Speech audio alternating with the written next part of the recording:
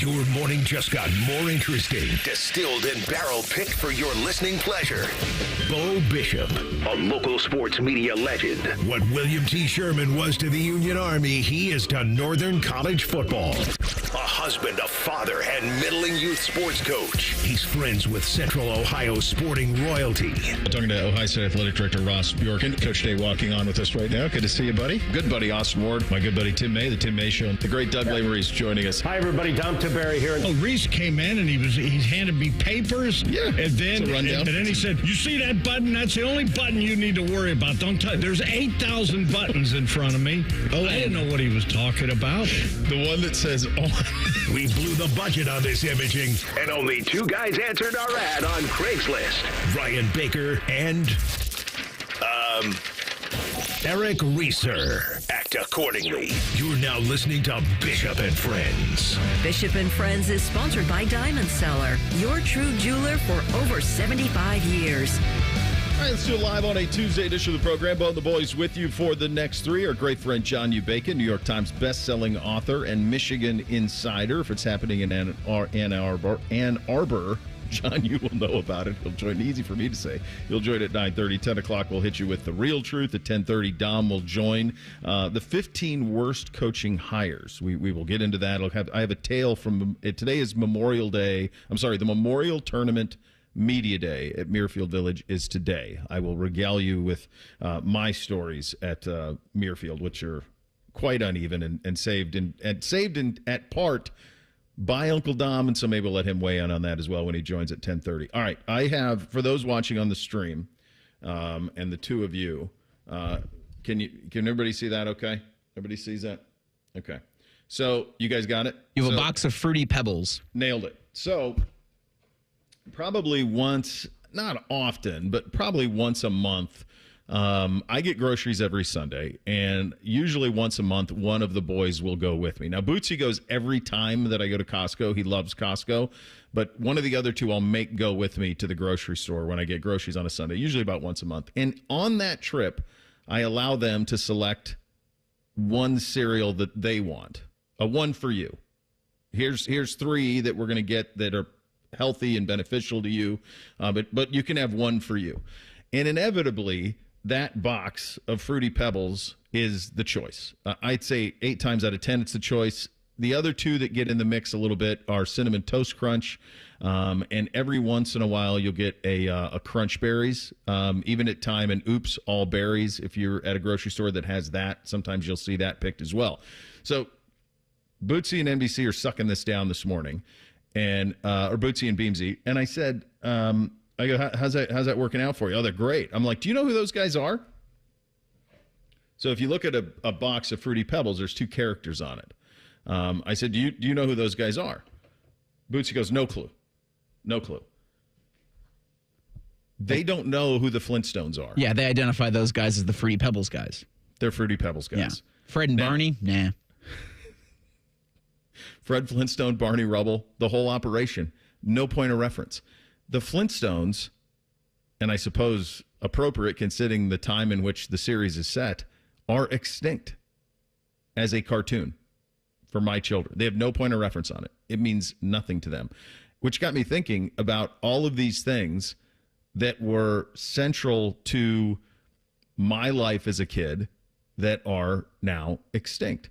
And that if you don't nurture these things, if they don't continue to get pushed out there, they will continue to be extinct. And I think about, obviously, when I think about like my afternoon routine as a kid, the Flintstones were on every day. Like that was one of the things that was on. There were G.I. Joe, A Real American Hero. There were other things that were on. Now, the boys have some of the recollection of this. For example, like they know about G.I. Joe because when they were little, I bought them a bunch of G.I. Joes and we would watch. I think I bought the series on Amazon. And so they have that. But I don't. If you don't have a dad who pushes that, you would have no idea what G.I. Joe is at all. The same, I think, would be true for like He-Man. Star Wars, because they continually to push it out on Disney, there's an understanding of it for sure, but there also is not the fear of Vader that we all had as kids. Like Vader's like warm and fuzzy to them. There's nothing to fear with Darth Vader. It was one of the most disappointing things of watching Empire Strikes Back with them the very first time. They already knew he was Luke's father. That was known. So there was no shock. There was no, wait, what? No way. There was none of that. All of that stuff is gone. And there are things, Fish just texted me, used a Brady Bunch reference on his son. No point of reference on that. There was a time like 20 years ago where they brought all of this stuff back in film and did live action, including the Flintstones. Halle Berry in that film. Oh, my gosh. Throwing fastballs. Straight gas. But they did this. I mean, Fish just mentioned Brady Bunch. They did it with Brady Bunch. So they did it with the Flintstones. There was a bunch of they did a lot. So in my youth, where I grew up, two things that were critical to me in upbringing were Zorro and the Lone Ranger, because we had horses. So what kid all of a sudden, man, you just give me a cape and a mask and I'm Zorro. Let's go. I mean, how hard is this? I can do this all day long. So I did that all the time as a kid. Those things were critical to me. Those were live action. There were cartoons and live action of those two, and I consumed them both ad nauseum as a kid. If my kids aren't my kids, they wouldn't know who those folks are. None. And they did movies of both of these in the last 25, 30 years. Banderas did the one with Zorro, and then Johnny Depp did the Lone Ranger one, which is a disaster. But they've tried. But I guess what I'm getting to here is there is a generation of stuff that is borderline extinct. And Fred Flintstone and Barney Rubble are kept alive because they're on the box of a cereal that remains popular 4 decades later. It's pretty amazing. Do they still do the vitamins, too? The Flintstone vitamins? I think those things are pure candy. Yeah, that would never. So I don't know if they make them or not. I remember sucking them down as a kid, but Yeah. I can't imagine they were good for You us. took them every day, right? Man, you said the Lone Ranger. What a great memory that is there. I remember having those toys, having Yes. Lone Ranger fight my starting lineups and my Green Lantern and stuff like that. Well, that's another thing that's extinct, Bake, is toys. They're extinct. Like and Reese, you're younger than, I mean, you are both younger than me, but Reese is kind of a generation younger. Did you have like figures to play with? Transformers were huge. Yeah. I mean, they're doing, it's the exact same thing that you just mentioned about the shows of your youth, is they tried to do like the live action stuff. Yeah. And one of them worked. And They it's all made a all lot of been money, garbage. though, They've right? made a ton of money. Yeah. Yeah. And it has a lot to do with, they make a movie, they come out with a new lineup of toys, and they just keep, I mean, it does print money. The crazy thing is with the Avengers stuff, they came out with toys, but they weren't really playable. They were bigger and their like joints didn't move. So you could just kind of sit, like the boys had them all. Just and they would display just- them? Yeah, you just kind of sit there, but you couldn't really like play with them. You couldn't form them in fights or anything like that. There wasn't a whole lot you could do with them. So those kind of all fell flat a little bit on that side of it. But yeah, I mean, NBC as a little kid had some toys, some figures and stuff, mostly because I made sure that he did. Like they had the Playmobil stuff and a lot of that. But in terms of like now when I look at kids, it's actually, it really sucks. It actually makes me sad. I wasn't anticipating this being a depressing segment in the end, but most of the things that they do is chase screens. That's kind of what they either play like sports activities or they try and chase screens. Like they don't have, you think about like Hot Wheels or any of that stuff. It's all gone. They had a huge Teenage Mutant Ninja Turtle phase when NBC was like probably between 5 and 8, because there was a cartoon series on Nickelodeon that buttressed it. And there used to be Toys R Us. You could go to Toys R Us and you could buy the figures, and we went through a whole phase of that. But that fell away too, and they did live action Teenage Mutant Ninja Turtles and the cartoon, and they were both big hits. But now all they watch is Bluey. Bluey's just a little dog, and it's fun. It's entertaining. It's like 7 minutes each episode, but that's kind of it. But they have no idea who Fred Flintstone and Barney Rubble are. And I'm thinking to myself, how the hell are they ever going to know? Do they know? My kids know who Bugs Bunny is because when they were little, I bought it on Amazon and they would watch it. But other than that, I just think there's a generation of stuff that's just going away. Show them the 94 Flintstones film. Like Rick Moranis as Barney, John Goodman as Fred. What was the conflict? Like, what was the conflict in the Flintstones? Like, just in general. I remember, it's been a minute since I've seen it, but like they're working at the quarry and he gets a promotion. Okay. And like the bad guy a new company comes in and buys the quarry, and somehow Halle Berry's the seductress, and trying to make like John Goodman, who's the Fred Flintstone character. I think he's got some like moral dilemma about closing the quarry or using the quarry to do some sort of evil. Okay. All right. This is the Wikipedia.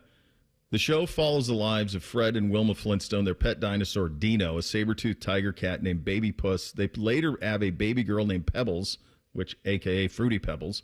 Barney and Betty Rubble are their neighbors, their best friends. Later on, adopt a super strong baby boy named Bam Bam. That's right, Bam Bam. And acquired a pet kangaroo named Hoppy. There you go. How about this? It was the longest-running network animated television station over 3 decades until The Simpsons surpassed it. Don't you feel like if they did a remake of the Flintstones, like Bob would be a perfect Bam Bam? Oh, God, yeah. Yeah. My guess is he's done that for Halloween, don't you think? Has to have. I feel like he's done that for Halloween is probably the way that go. Yeah, so do you know who those people are? Not a clue. Okay, well, I guess we need to educate you on the Flintstones a little bit here, Bootsy, over the course of the day. The NBA is having a bit of a month. This incredible games last night.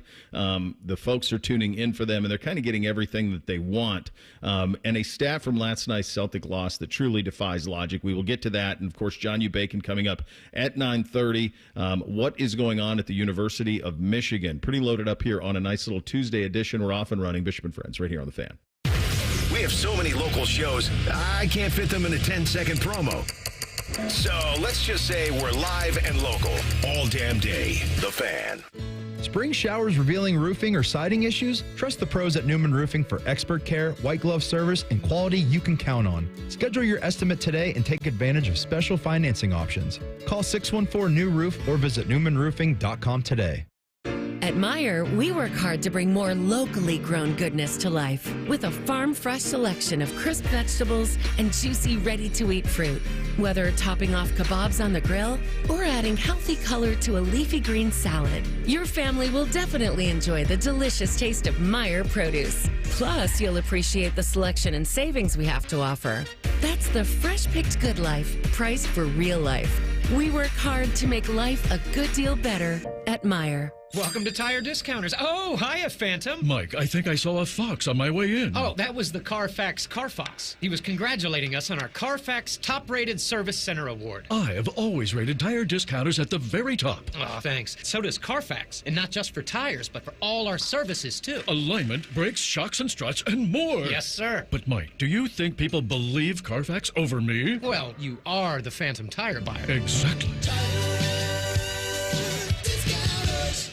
Hey there, friends. Bo Bishop here. Sick of the long security lines and flight delays? Travel on your terms. Go RVing and get ready to save at RCD RV's Open House. From May 3rd through the 10th, take advantage of huge deals on new and pre-owned RVs. Our Delaware, Heath, and Patasko locations will feature exclusive sale pricing on all new and pre-owned travel trailers, fifth wheels, motorhomes with special financing rates available, plus discounts on camping accessories. Come by today. We'll have your road ready by Memorial Day. Find unbeatable savings, unforgettable fun, and everything you need to hit the road at RCDRV.com. Do you suffer from leg pain, leg swelling, varicose veins, or leg ulcers? Dr. Barry Zeta and Dr. Joseph Senta at Ohio Vein and Vascular Polaris are pioneers in the vein and vascular field. Dr. Zeta and Dr. Senta can perform minimally invasive procedures that will get you back on track to a pain-free life. Stop living with leg pain and start the process to healthy living with a free healthy leg screening. Go to loveyourveins.com or call 614-324-VEIN. That's 614-324-VEIN or loveyourveins.com. Hey, it's Bobby Carpenter. Spring is here, and it's time to refresh your yard with Ohio Mulch. With 15 convenient locations in Central Ohio, it's easier than ever to get your mulch ready for the season. Need it delivered? No problem. Save $50 on home delivery when you order online. Whether it's mulch, soil, or even stone, we've got your yard covered. Visit OhioMulch.com today and spruce up your garden with the best. Ohio Mulch, landscape supply, greener, greener, better. For over 78 years, our family's been part of your love stories. At Diamond Seller, we offer bigger diamonds, better prices, and timeless designs for every chapter of your life. From your first yes to your forever I do, trust the jeweler who knows diamonds best. Visit Diamond Seller today. Hey, it's Bobby Carpenter. Starting next Monday, Morning Juice is going digital. You can watch on the Fan's YouTube channel or listen on the Fan 3 starting at 6. Plus, you can watch the show each morning at 10 on the free 10 TV Plus app starting on Monday. This is the sound of a popular American motorcycle. It's the sound of freedom, the open road, really good times. And this is what it sounds like with a drunk guy on it. How do you like the sound of that? Cops are cracking down on drunk motorcycle riders. If you ride drunk, you will get caught and you will get arrested. Drunk riding, over the limit, under arrest. Paid for by the U.S. Department of Transportation. And now, Public Education Matters with Ohio Education Association President Scott Damaro. Every student deserves a great public education, and Ohio's dedicated public school educators make that possible. This Teacher Appreciation Week, let us know about a great teacher making a big difference in your child's life, and they could win a big prize. Submit your nomination at ohea.org/thankateacher. Public Education Matters, brought to you by the Ohio Education Association. Fan weather. From the Logan AC and Heat Services Weather Center. Another soggy, kind of yucky day for us ahead. Good day to be indoors reading a book as our afternoon highs will struggle to get into the upper 50s to low 60s and the rain continues. For tonight, we will see eventually overnight the rain taper off, lows down into the 50s, but Wednesday is my pick of the week as highs get into the low 70s with mostly to partly sunny skies. I'm meteorologist Meredith Garfalo for The Fan with your 10 weather impact forecast. An encyclopedic knowledge of sports and other random things you may or may not care about. I think I found my mentor. Rothman and Ice. Weekdays from noon to 3. The Fan. Connect with the show on X at 971BFS. Jump in our YouTube chat or just send a raven. You're listening to Bishop and Friends.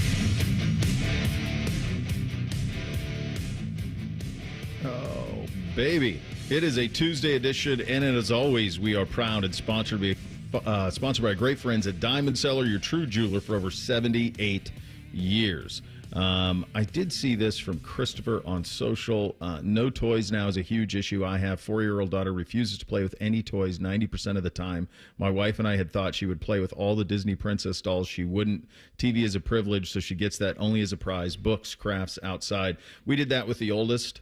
Same thing, Christopher. We did the same thing, like just kept it away. But then if she has siblings, what's impossible is keeping the little ones away from what the bigs are doing. That's just an impossible track. So, like, Bootsy has been exposed to things that NBC would not have been exposed to as a 9-year-old, just because how the heck can you keep them in totally separate places and consuming totally separate things? It becomes almost impossible at some point. We were supposed to have 2 lacrosse games last night. We got one in. Beamsy did get to play. The rain held off for him. NBC, we drove a half hour away for a 7 o'clock game that was lightninged out. And the place we were playing did not have lights, so you couldn't wait out the lightning. So that was lovely, as the world is just making it impossible to play spring sports with the way that this weather has been, which is nothing short of brutal. It did allow, however, for me to catch the end of the Celtics and Knicks game 1 last night in Boston, and then I watched the beginning of Nuggets and Thunder. That one had juice to it too, like right out of the gate. There was those two fan bases that was a cauldron in Oklahoma City to take on the Nuggets, and that game really, really lived up to it. I did not make it to the end, so I didn't see the shot. Saw it this morning.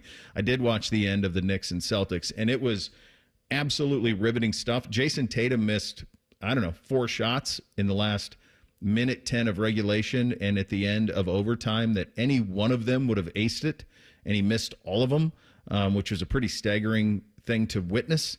The Celtics were up huge in this game, so I didn't see any of this. I didn't see them ahead. When I jumped in, the Knicks were up late in the fourth and trying to hold on. This stat, though, is a stunning thing for me to wrap my head around. Last night, the Boston Celtics took 60 threes. 60. They're the first team to attempt 60 threes in a playoff game. But here's the part. As if the 60 threes wasn't enough, they missed 45 of them. I don't know what the other sports equivalent is of what's happened in basketball. And I don't want that to steal the headline, because the headline is the NBA has won in the first 2 weeks of the postseason. They have the first 2 rounds. The ratings are being pretty solid, and the games that they're getting and the brands. I mean, this helps. Knicks Celtics. There's some juice to seeing that. That helps. But these games have been great. These two were both great last night. The Knicks and Celtics I was drawn into. No real rooting interest for either one, but it was a riveting fourth quarter and overtime to take in. And then you see this stat and you say, my God, what else in sport has taken a change like that to where this was something that was, that was like an accoutrement of your offense to now it's the main course. And this is all you do. And if you don't, we talked about this in the Cavs game, Reese, on Monday. Like, they both took 43s, and Indiana made more than Cleveland, and they won. And it's kind of that simple. That's kind of where the league is right now. Yeah, I was trying to think of an equivalent, and maybe like sometime in the last 5 years, maybe Washington State or Texas Tech has a football game where their quarterback goes like 18 of 62 passing. Like, that's the only thing I can think of, is both offenses 5 wide, and they're just chucking the ball up and down the field the entire game. But it's been the Celtics' kind of mantra for the season, is at any point they can just drown you in threes. I mean, the Pacers did it to the Cavaliers, but you 15 of 60 isn't going to get it done. And it's nice as a general NBA fan, because you don't want to see this. If the Celtics make like half of those threes, then we're not talking about anything today. But boy, this could be a gentleman's sweep for Boston, because I don't think they're going to change much. Neither team's going to change what they do. And to your point about the ratings and the stuff on the court's been great, but the atmospheres that these teams are playing in, I found myself just drawn in by how nuts it got at the Garden. This thing will go to Madison Square Garden, and it'll be nuts. When it goes to Indiana for Game 3 between the Cavs and Pacers, bonkers atmosphere. They were talking in Game 1 about how you couldn't really hear anything at the Rocket Arena because things got so loud. Like, the casual fans, like, oh, some basketball's on. And then they see what's happening around it, how nuts these fans are getting at every single three that gets made, and you kind of get glued to your seat. It's pretty good. It's the difference in sports over the years, right? And it's how you end up giving up a 20-point lead in a basketball game, right? Yeah. You don't switch up your style of play to make it a more conservative, give them less possessions. You give them more possessions by playing this way. We heard Ryan Day talk about this with the Buckeye football team this year, how they were trying to get games over quickly, and they were trying to hold the ball longer, less possessions, because they wanted to get off the field because they knew they had a long season ahead. They changed up their style. We don't see that very much anymore. We want the home run all the time in baseball, so we get the strikeouts. We want the high scores in football, so we get 45 passing attempts from every quarterback, when there's probably only 1 or 2 on the planet that should ever be throwing that many times. Yeah. And we get a team chucking 63s and end up losing in overtime when they had a 20-point lead. It all tracks. The Celtics took 37 shots. They took a total of 97 shots last night. 97 shots. 37 of them were twos. 2/3 of their attempts were threes. That's impossible to wrap your head around. And the crazy thing is and I see it, what I do with my kids in youth sports, because guess what they want to do when they're 8? Chuck threes, baby. They want to hit threes. And as soon as you leave them for a second outside of the gym unsupervised, they will start chucking them up. And you say to yourself, well, what's the harm? Some 8-year-olds shooting threes. Well, the harm is they learn how to shoot incorrectly. So they end up trying to heave it because they're trying to emulate this, because they're not strong enough to get a women's basketball, which is the size they play with, up to a 10-foot rim from 20 feet. They just aren't. So they have to throw it, and it really wrecks their mechanics. So the thing I always do with the kids is like, all right, you're unguarded. If you want to shoot threes, you're going to take 5 from each of the 5 locations that the three-point contest is from. If you can make half unguarded, you can shoot them in games. That's the rule that I use. And it takes a long time for anybody's able to make half of them unguarded. But this is it. This is where this sport is going. This is why, there is talk. I heard Adam Silver talking about trying to legislate it out. I don't see how you can at this point. It feels like it's cooked, unless you either have to take the line away, which I don't think anybody wants, or you could, there's been talk of like eliminating the corner three and just making the 3-point line even further out, and then just eliminating the corner threes because that's the easiest three. Maybe that's it.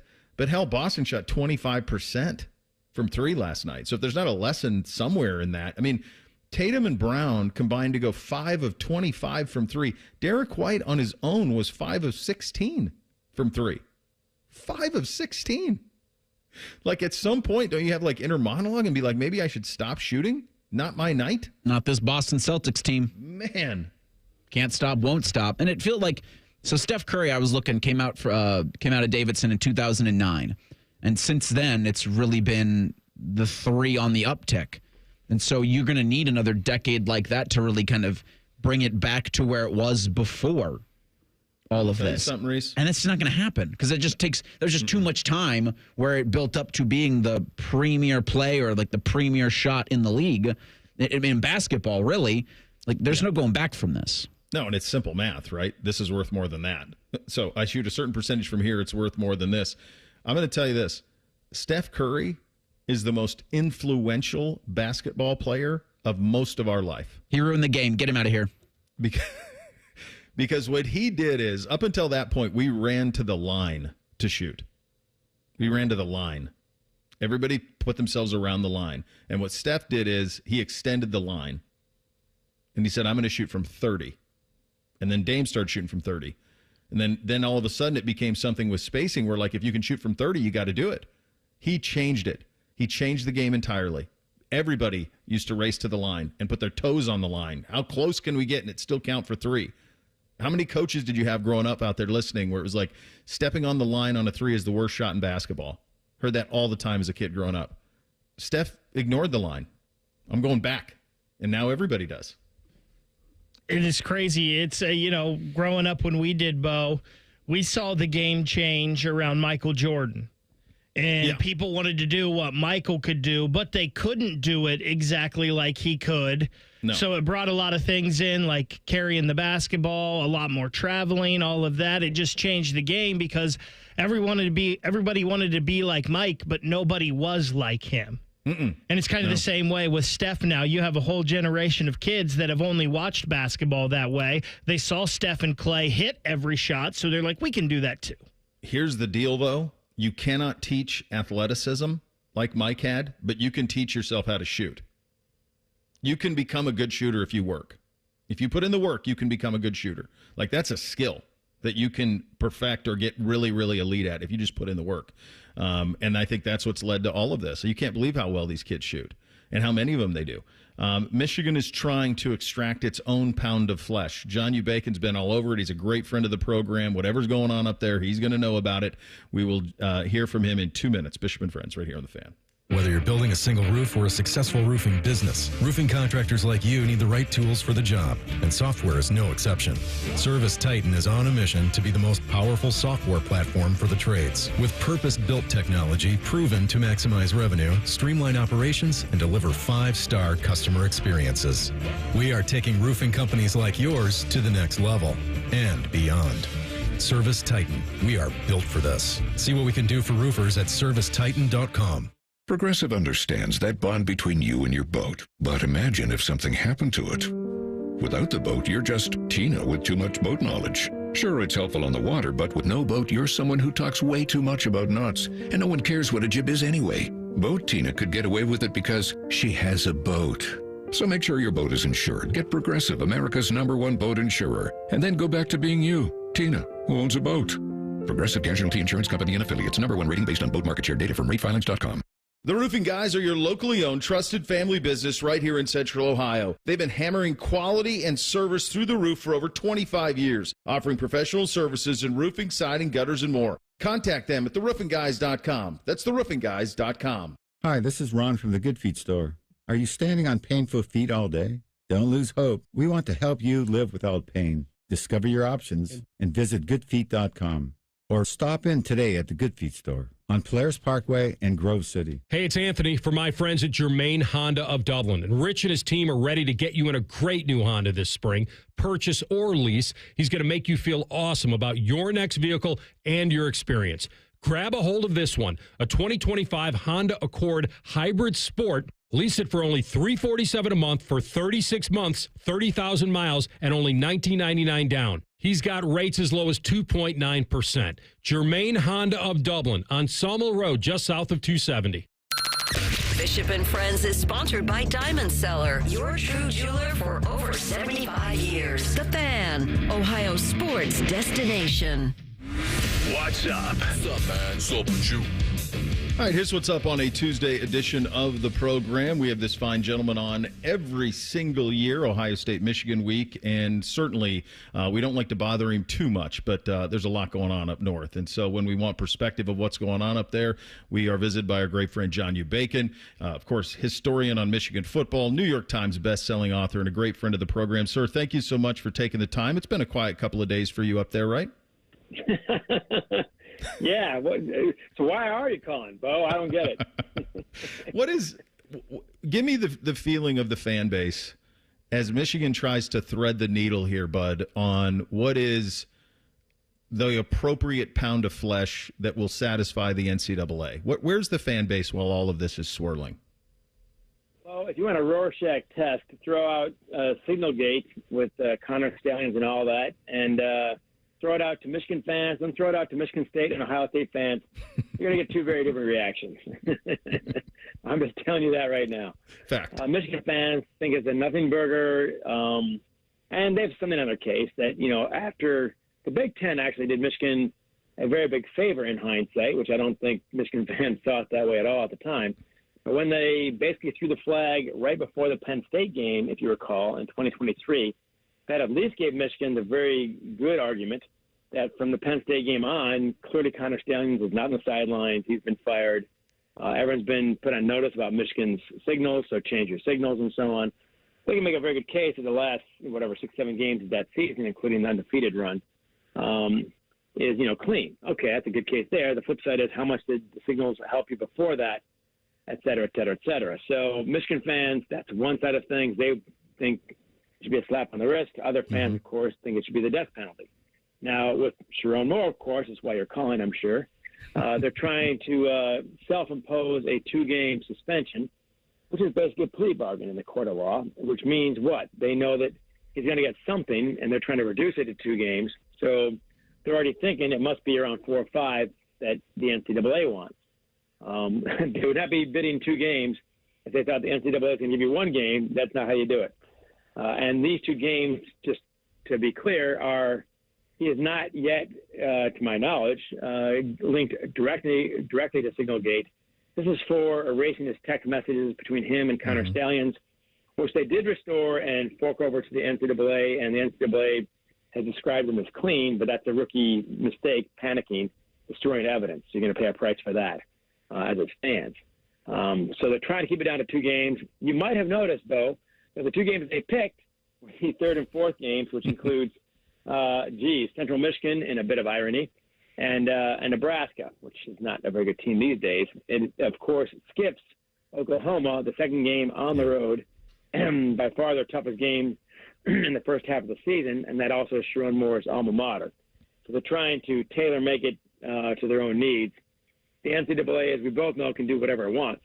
And the proof is when they Michigan tried to self-impose on Jim Harbaugh a 3-game suspension to start out the 2020 season. They tacked on 3 or 4 more there at the end, including Penn State, Maryland, and Ohio State, which are three of the biggest games on the schedule. So the NCAA may be moved by this, and they may not be, and there's no telling. They're supposed to rule in June, so we'll know pretty soon. Yeah, I think the tricky thing here is, and we know that it's been a while now since Tatgate. I mean, that's all the way back and towards the end of the Tressel run. And, Ohio State's view of that was, yes, sir, may we have another. We'll self-impose, we'll lose this, we'll lose that. And then after that, John, as you well know, most colleges just said, yeah, prove it. And, of course, the NCAA does not have subpoena power. And, of course, they don't have an army of Pinkertons. So, like most famously, we got Mark Emmert handing a trophy to Kansas, the University of Kansas, and giving them a national championship, even though they're on tape. So I guess the logical follow-up is, do you believe Michigan will accept whatever the NCAA does decide to penalize them with? Great question. And you point out the absurdity that is the NCAA. They had not only, by the way, nice drop on Pinkerton also. I love your study of history, though. Well done. Look that one up, kids. Trust me on that one. But, yeah, you got, Bill Self up there. You have FBI investigators, getting these guys on tape and clear, payoff scams and so on. And the NCAA didn't care at all. So it's very difficult to know, unlike the court of law, what the NCAA might care about and what they might not care about. There's almost no predicting. So you play that game at your own risk. That is complicated these days at Michigan. Your question about what they're going to do with the NCAA ruling whenever it comes down. The president, as you know, just bolted a couple days ago.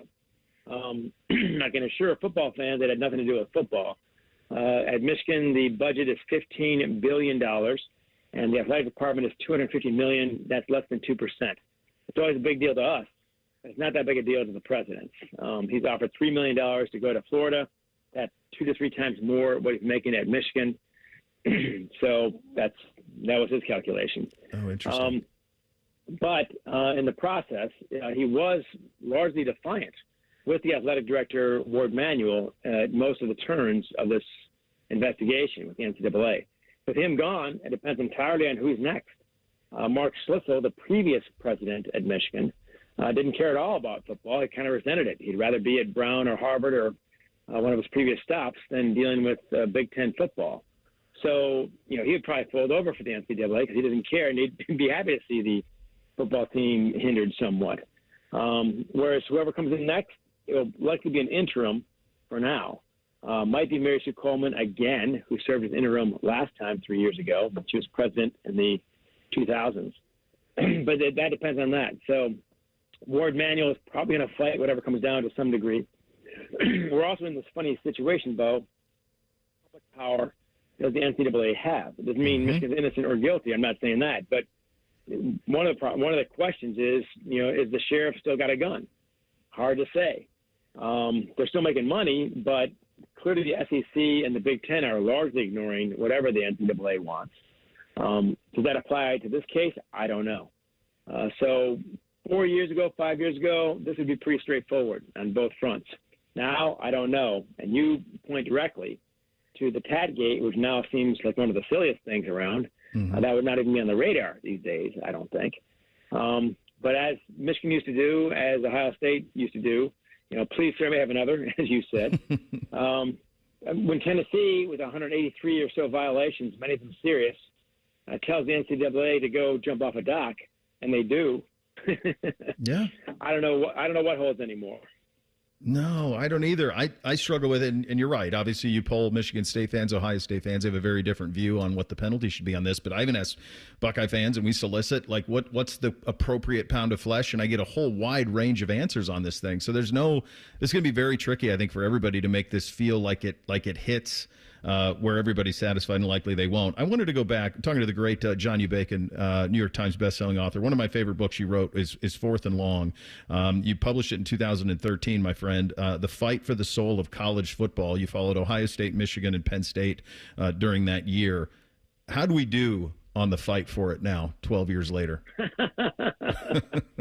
Bo Bishop, God bless you, dropping Pinkerton in a book from 12 years ago. It's got some very flattering things in there about Ohio State, by the way, Buckeye fans, including the longest quote I've ever used in a book, and that's from Urban Meyer. He described the scene between Ohio State and Penn State in, I think, late October of that season.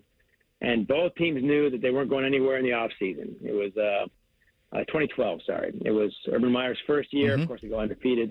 It was Bill O'Brien's first year. They had a surprisingly good season, 10-2 at the end. Sorry. It was 10-2. Sorry. No, 10-3. Anyway, 9-3, whatever. Yeah, he had a great year. But he said, but his great quote about that is, look, every guy in that field knows they're not going anywhere in, late November. This is it. No Big Ten title game, no bowl game. And the place was packed. The energy was incredible. And every guy in that field sold out every play that game. And he went on for about a page on this one. And it's so good, I just put the damn thing in there. So it was just that impressive. But anyway, the fight for the soul of college football, it has already – the soul has been sold. There's just no question. And there are pros and cons to NAL. I'm not saying the old system can be defended, where a coach makes millions and the players can't sign their name for $5. But my solution was that do what you do already in baseball and hockey, which is have a viable minor leagues, which is why look at Ohio State. often very good baseball and hockey teams. They produce pro players out of those programs. So does Michigan. So does Michigan State. And they've got a choice. If you don't want a college scholarship, go get the money, go play minor leagues. And you can. That is, I think, what should have been done here. Instead, we had this bizarre hybrid between amateur and pros where you're Bryce Underwood going to make $12 million at Michigan, the new quarterback, over a 3-year period, if he stays that long, of course. And he's also in class. So the whole thing is barely making any sense to me at all. The transfer rules are all over the place. Even the coaches are crying mercy at this point because they can't figure out their roster. So we can agree the old system was not the way to go. We probably also agree this new system is no system at all. It's just Wild West mayhem, and even the coaches are saying uncle. So it was bought and sold. I always said at the time, the biggest sin in American society is greed, and greed is now running everything. Yeah. Well said, buddy. To bring it full circle. How's that for an upbeat note? We're gonna. I tell you what. Here's the craziest thing, though, buddy, about it. You're going to play a game. It's going to be in Ann Arbor this year. There will be 110,000 people, and no one will care about any of this stuff. And that's what we've learned when it comes to the actual games. The games have held up. I don't know how long they can, but to this point they have, and that gives me hope to push on, I guess, more than anything else. Well, there's no question about it. Look at last season. I mean, yeah. I still don't know how the hell Michigan beat Ohio State in that game. You need an autopsy for that one because that made no sense to me at all. But what did Ohio State do? They beat Tennessee at home. That might have been a crucial game for Ryan Day. I don't know. Mm-hmm. And then you run the table and win a national title. So, man, everyone's grumbling and everyone's got something to brag about. And you know what? Tell me you're not going to watch in November because it's still the greatest rivalry in sports. Yep. And all this just feeds into it. It does. Love talking to you. Appreciate you so much for making time for us today. We'll do it again, obviously, and thank you for your time, buddy. Always a pleasure, Bill. Anytime. All right, there he is, John Ubacon, great friend, New York Times best-selling author. Yeah, that book he wrote that was published in 13, Fourth and Long, The Fight for the Soul of College Football is incredible. It's Bill O'Brien's year at Penn State. It's Urban's first year here. It's Michigan. It's just an incredible kind of window into college football at the highest level when it was on the precipice of where we are now. What is the pound of flesh on Michigan? We'll dig into that a little bit coming up next. Bishop and Friends right here on The Fan. If you miss a live show, you can catch the podcast. If you miss the podcast, our hosts have volunteered to have dinner with you. Ma, the meatloaf! The Fan. Going up. Prices keep going up these days. It feels like being on an elevator that only goes up. Going up. But not at Metro. We're pushing the down button. Going down.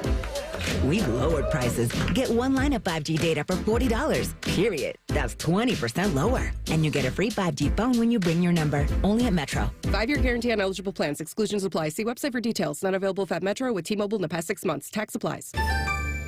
AmeriHealth Caritas Ohio is your Medicaid plan for more benefits, more rewards. We know that good health means more than just seeing a doctor when you're sick. Eligible members can receive extras like home-delivered meals and family essentials, like baby carriers and kids' school supplies. Members can even earn rewards for playing mobile health trivia games. Learn more at AmeriHealthCaritasoh.com and call the Ohio Medicaid Consumer Hotline at 1-800-324-8680 to choose AmeriHealth Caritas Ohio. Attention kingdom-seeking business professionals, entrepreneurs, and investors in Columbus. Are you ready to experience a life-changing event that will elevate your faith, finances, and future in 2025? Then you won't want to miss this. Join us for Life Search, featuring Champions of Faith, Saturday, May 10th at the Schottenstein Center for an extraordinary one-day event that will empower you to transform every area of your life through the power of faith. Prepare to be inspired by an incredible lineup of champions, including college football champions Jeremiah Smith and Caleb Downs, three-time national champion head coach Urban Meyer, sportscaster Kirk Herbstreit, two-time national football champion Tim Tebow, and more. These champions have experienced firsthand how faith transforms lives, and they'll be joining Life Search to share their powerful stories and insights on how to integrate faith into your business, finances, and every aspect of your journey. Seats are selling fast to this unforgettable event, so don't wait. Head to LifeSearch.com now to secure your tickets before they're gone. Life Search featuring Champions of Faith, Saturday, May 10th at the Schottenstein Center. Don't miss out. Your transformation begins here. Visit LifeSearch.com today. Patients everywhere are experiencing joint pain relief thanks to QC Kinetics Kinetics Regenerative Treatments. So how does this non-surgical approach work? QC Kinetics Medical Director Dr. Aaron Wolkoff explains. Is like when you get a paper cut, and the cells that come onto that scene first stop the bleeding, and then it recruits more cells to form new skin and new soft tissue. And then you look down a week later, 2 weeks later, and it's like nothing happened, and that paper cut never existed. In this same way, QC Kinetics uses your natural biologics to help repair and restore aching knees, hips, shoulders, and backs. We take those same similar cells in different areas that are arthritic, are painful, and we cause this kind of internal self-healing that can resolve patients' pain. Relief without surgery. See if you're a candidate for QC Kinetics Regenerative Treatments. Call QC Kinetics 380-208-4544. That's 380-208-4544.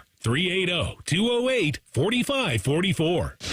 The Fan at 1460 ESPN Columbus is your radio home for Sunday Night Baseball. Sponsored by The Waterworks. Call The Waterworks and Header Heating and Cooling today at 614-232-2222. The Fan. Lanny went to college and racked up huge debt. A little bit over $100,000. For a degree he couldn't use? Now what? I had a friend that went to my computer career. They even helped him get hired immediately after graduation. One of the things I love about IT is that you can work from anywhere you want. You could become an IT pro in just months, including cybersecurity and the basics of AI with zero experience at mycomputercareer.edu. It worked for me, and I know it can work for you. This is one student's experience. Individual results vary.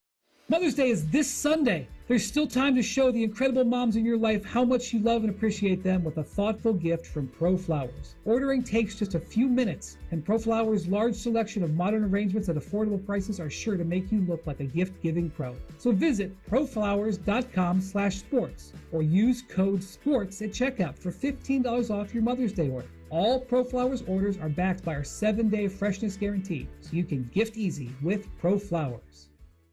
The Fan Poll is brought to you by Caster Connection. Visit CasterConnection.com to shop online or to work with our Caster Solution specialists. First Friday miracles are always better with Uncle Bo.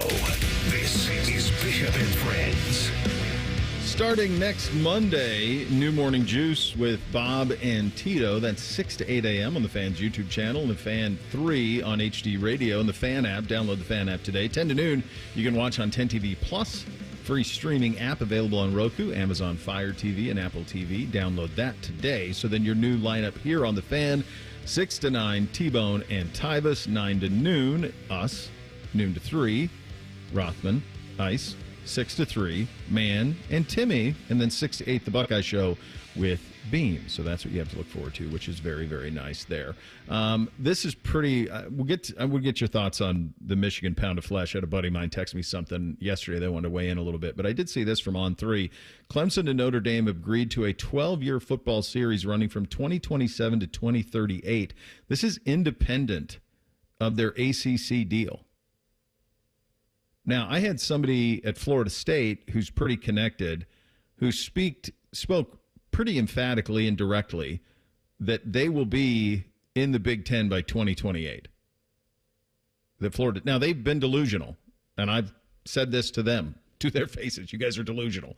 But I don't see the point of this agreement outside of the notion that Notre Dame is trying to make sure it has partners to play on a yearly basis, and Clemson is trying to do the same. Yeah, that's when I read ESPN had an article up this morning just about, hey, they're about to announce this. And it struck me as, all right, they're trying to make sure that whatever happens to the teams and the conferences around them, or for Notre Dame, whatever happens to the teams in conferences they were used to playing, decide, yeah, we're not doing that anymore. They have something that they can point to and say, well, we beat Clemson, or we beat Notre Dame, a top 10 team. And that's the resume point for a college football playoff, berth that Notre Dame's only got to win 10 games and they're in. I think Notre Dame is protecting themselves from the Big Ten saying you can't play our teams. Yeah. I think they're worried about the Big Ten saying, hey, join us or not. And if you're not, then you can forget playing USC. You can forget playing Michigan, Ohio State, Purdue, Michigan State, all of these teams historically that they've played. Good luck. And I think Notre Dame, and I think it's folly I do. You cannot tell me playing Clemson 12 times from 2027 to 2038 is the same thing as playing Ohio State, Michigan, and USC. I mean, USC is their biggest rival. If that goes away, then what are we doing? Like, if they're not going to play SC, and if the Big Ten forces SC's hand on that, or maybe USC will force Notre Dame's hand to join. But this feels to me like trying to create some sort of leverage so that they will be okay if that does in fact happen. That's the only way I can read into it. It sure does seem like Notre Dame just wants to be a member of the ACC. Everything they do. What they don't want to be is a member of the Big Ten. That's what they want. They don't want that. And so they will do anything in their power to avoid that. And you say, why? Why does Notre Dame not want to be in the Big Ten? This goes back 120 years. This goes back to Michigan saying, we're not letting a Catholic school in. I mean, there's a lot back in the way back that is that. The part now, the modern reason is, and it doesn't even hold water anymore, is that Notre Dame views themselves as a national university, and they feel like they're already in the Big Ten footprint, so they don't need to be there anymore. The irony of that is the Big Ten is no longer a footprint conference. There is no footprint. It's the whole country. It's absurd, but they have representation in every part of this country except the Southeast. It's the only thing they don't have. Everything else they've got covered. So what Notre Dame doesn't want is to be in the Big Ten. And they'll do anything in their power to avoid being in the Big Ten, which is crazy that that's the case. And I don't know how this satisfies. You'd have to talk to a Notre Dame fan. Is Bodie around? No, he'd be in the afternoon. Yeah. You just would wonder, like, does this work for you? If you're a Notre Dame fan, do you want to play Clemson every year? A manufactured rival? At least Florida State, they played in 93 in the game of the century. Fine. But Clemson? Miami, you have Catholics and convicts. Okay, you got some history there. They're trying to manufacture it here. We had John U. Bacon on and talking about what Michigan is trying to do here and trying to satisfy something that they don't think is significant. There's a little bit of delusion in that, right? I mean, when you think about the list of people who have been censured by either Michigan or the NCAA through all of this stuff, it certainly is something. It definitely ain't nothing. It's something for sure. I understand how there would be denial from their perspective on it, and I understand how you'd want all of the pound of flesh if you're Ohio State, you're Michigan State. One thing that was said to me, two things were said to me. Number one, my buddy Nick texted me and he goes, 2 games isn't even anything now.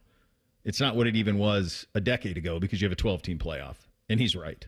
Like 2 games now, it doesn't have a whole lot of teeth to it. So I agree with him on that, and that's something I should have caught yesterday when we were discussing this initially. The other thing that you think about here is if there is going to be some sort of recruiting penalty or if there is going to be some sort of postseason penalty, it really needs to happen at the end of the 2026 season. Because if they hit them with a postseason ban for this year, there will be no mass exodus for Michigan because the portal doesn't open until after this season is over. So that punishment isn't going to hit the way that you think it's going to hit unless it's for next year. So that's the thing that's going to be so tricky on this is how do you inflict pain on them for the wrongdoing and not just one wrongdoing, several wrongdoings. How do you do that to where it hurts the program? Because I think that's what most people who are not affiliated with Michigan want is they want the program punished because you can't do anything to Harbaugh. I mean, I think from an Ohio State fan standpoint, I think it has to be this season. I think you have to do it in the same year that they spend 10.5 or whatever the number John U. Bacon said about Underwood. Like 12, you have to do it. You have to do it now. You have to make it hurt now. You have to make the example. I think the example has to be set just because of the levels of deception that Michigan went to pull off this sign stealing scheme or almost get away with it for those kids and that dog. What about the idea though that if you do it this year, you will not have a mass exodus because the season will be over before the portal even happens. So you won't even it won't be that big of a penalty. Could you make it, though, like if a coach leaves and these guys have a month to get out? So if these sanctions come down, these players have a month to leave and go find another school. Like what happened to Penn State after Sandusky? Yeah. When they had free agency week to week? I would think it would be something like that, right? You would have to do that. I mean, you could do it over 2. You could do a 2-year Yeah. I mean, you could look at how long this thing went, or how long at least the NCAA has detailed evidence that Connor Stalions was doing this. And then you say, okay, that's the length that you will be punished from postseason participation. Now that would cripple them. Because that's what Ohio State fans want. Yeah, if they did it if it was a 3-year postseason ban, they're done. As a legitimate football program, they're done. That would be the end of it. Bo, I know I'm in the minority on this, but I've said this before, like, all of this went out the window to me, and I quit caring about it the moment Ohio State lost to them after it all came out. Like that, I was done worrying about it then because you had your chance to shut them up and say, hey, the last 3 years were this. This is why, and you didn't beat them. So to me, we'll talk about it, but I'm just done with it. I don't care. Yeah, I think some people are in that spot. Yeah, I get it. We'll hit the real truth coming up next. It'll have a little bit to do with Michigan and Chiron Moore and how long he'll last there. Second hour coming up next. Bishop and Friends right here on The Fan. Question from a listener: do you dopes ever get tired of talking about Ohio State? No. The Buckeye Show. Weeknights at 6. The Fan. This summer, something wild is coming to your Columbus Zoo. The all-new North America Trek opens soon. Get closer than ever to Mexican wolves, river otters, and more in stunning new habitats. Experience wildlife and conservation in action. Plan your visit today at columbuszoo.org. Spring is here and it's time for a fresh start, starting with your ride. At Germain Toyota, we've got an offer that'll drive you into the season in style. Get behind the wheel of a 2025 Toyota Tundra SR5 today for just $499 a month. That's right, a powerful, rugged Tundra, just like the one I'm driving, for $449 a month for 36 months. Germain Toyota on the corner of I-70 and Bryce Road, or online at germaintoyota.net. $39.99 down, 36-month lease, plus tax, title, and fees. No security deposit required with approved credit. Offer ends soon. See dealer for details. Working your way through that honey-do list? That means more flushes, more showers, more fiddling with a thermostat. Trust the pros at the Waterworks with your plumbing and drain cleanings and repairs, and all your heating and cooling needs. Our certified pros can repair or replace your furnace or air conditioner. Clogs? Call the Waterworks. Drain cleaning? Call the Waterworks. Plumbing issues? Call the Waterworks. Furnace repairs? Call the Waterworks. The Waterworks, trusted neighborhood plumbing, drain, heating, and cooling experts. That's the sound of a Mountain Dew. And that's you enjoying its refreshing citrus kick. That's a cool breeze suddenly whistling through your hair. Whoa! That's you realizing you're now on a mountain. This is epic! That's you stating the obvious. That's you stepping up to the plate. That's you winning your kickball game. Yes! Let's go! That's you taking another sip of your Mountain Do the Do. Newman Roofing, as part of their 2025 Commitment to Community initiative, is proud to partner with 10TV and The Fan to launch Raise the Roof, honoring local heroes who are going above and beyond in their communities. Newman Roofing wants to recognize the volunteers, educators, first responders, and everyday difference makers who are making a meaningful impact in their towns to be recognized on 10TV and The Fan. Stay tuned as we begin announcing the selected honorees who truly embody the spirit of Newman Roofing's commitment to community. Hey folks, Austin Ward here with an opportunity to lose 40 by the 4th. Yes, pounds, and why not? I dropped my first 40 in just 8 weeks. It was easy, and it will be easy for you too. Take the medication-free and lasting approach. Awaken180weightloss.com. If my buttery smooth voice represents the photos in your social media feed, then this is closer to what real life is like. Social media can be fun, but remember, it's only showing you the filtered version of life. So when social media is stressing you out, check in on yourself and remember, it's not the whole story. For more tips on reducing your stress, go to mha.ohio.gov/check-in. A message from the Ohio Department of Mental Health and Addiction Services. Hey, it's Anthony. You know what the slogan is at the Good Feet store? Good feet, good life. Friends have asked me, how are my personally fit arch supports different from the inserts and insoles they can buy online or in department stores? There are big differences. My Good Feet arch supports are designed to provide me firm yet flexible function. What does that do? They actually help correct poor foot biomechanics, which leads to providing me long-term pain relief. I was also the guy who thought, well, if I buy good shoes, my feet won't hurt. It wasn't a bad thought. A lot of people think shoes are always the problem, when in reality, it's often the foot that goes into the shoe that's the real source of discomfort. When I got my personally fit Good Feet arch supports, my feet felt stabilized. The pain and discomfort went away. For more than 30 years, the Good Feet store has helped thousands of people just like me discover the comfort they've been dreaming of. They're on Stringtown Road in Grove City or Polaris Parkway. Learn more at goodfeet.com. Evan Cohen here. When you're on a business trip, you know what goes completely off the rails? Your workout routine, especially when you book a hotel that doesn't have a gym. Then you have to squeeze in between the desk and your bed, eke out 2 push-ups, and call it a day. If you just stay at La Quinta by Wyndham, you'll discover their fully equipped fitness center at every location. Now you can wake up and do some weightlifting to prepare you to carry your team on your back all day. Tonight, La Quinta. Tomorrow you shine. Book direct at lq.com. The playoffs are in full swing, and you can get in on all the action at ESPN Bet Sportsbook. Go from tracking the latest game-changing moments to placing bets in just a few taps. Right now, new customers can get $100 in bonus bets when you make your first $10 wager. Download the ESPN Bet Sportsbook app and sign up with promo code USL to get started today. Must be 21 or older. Gambling problem? Call 1-800-GAMBLER. Terms and conditions apply. See app for details. Offer not available in New York. Broadcasting from the Lindsay Honda Studios. Honda makes the cars. Lindsay makes the difference. Visit lindsayhonda.com. WBNS-FM, HD1 Columbus.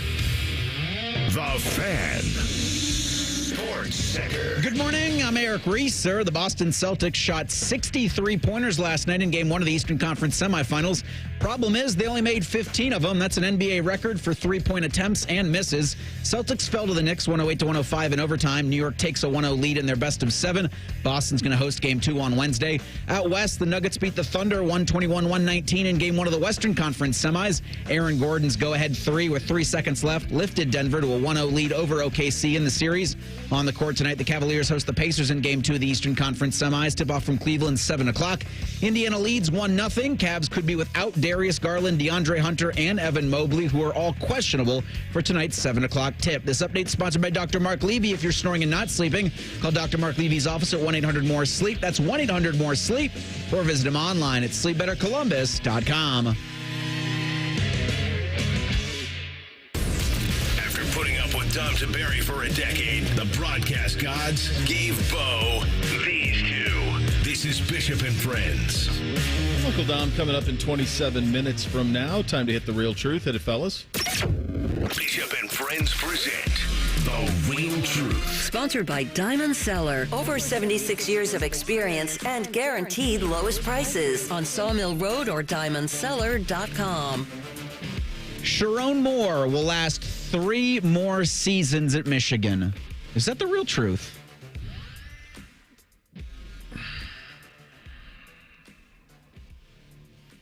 It's right on it. It's right on it for me. So he's got 1 under his belt.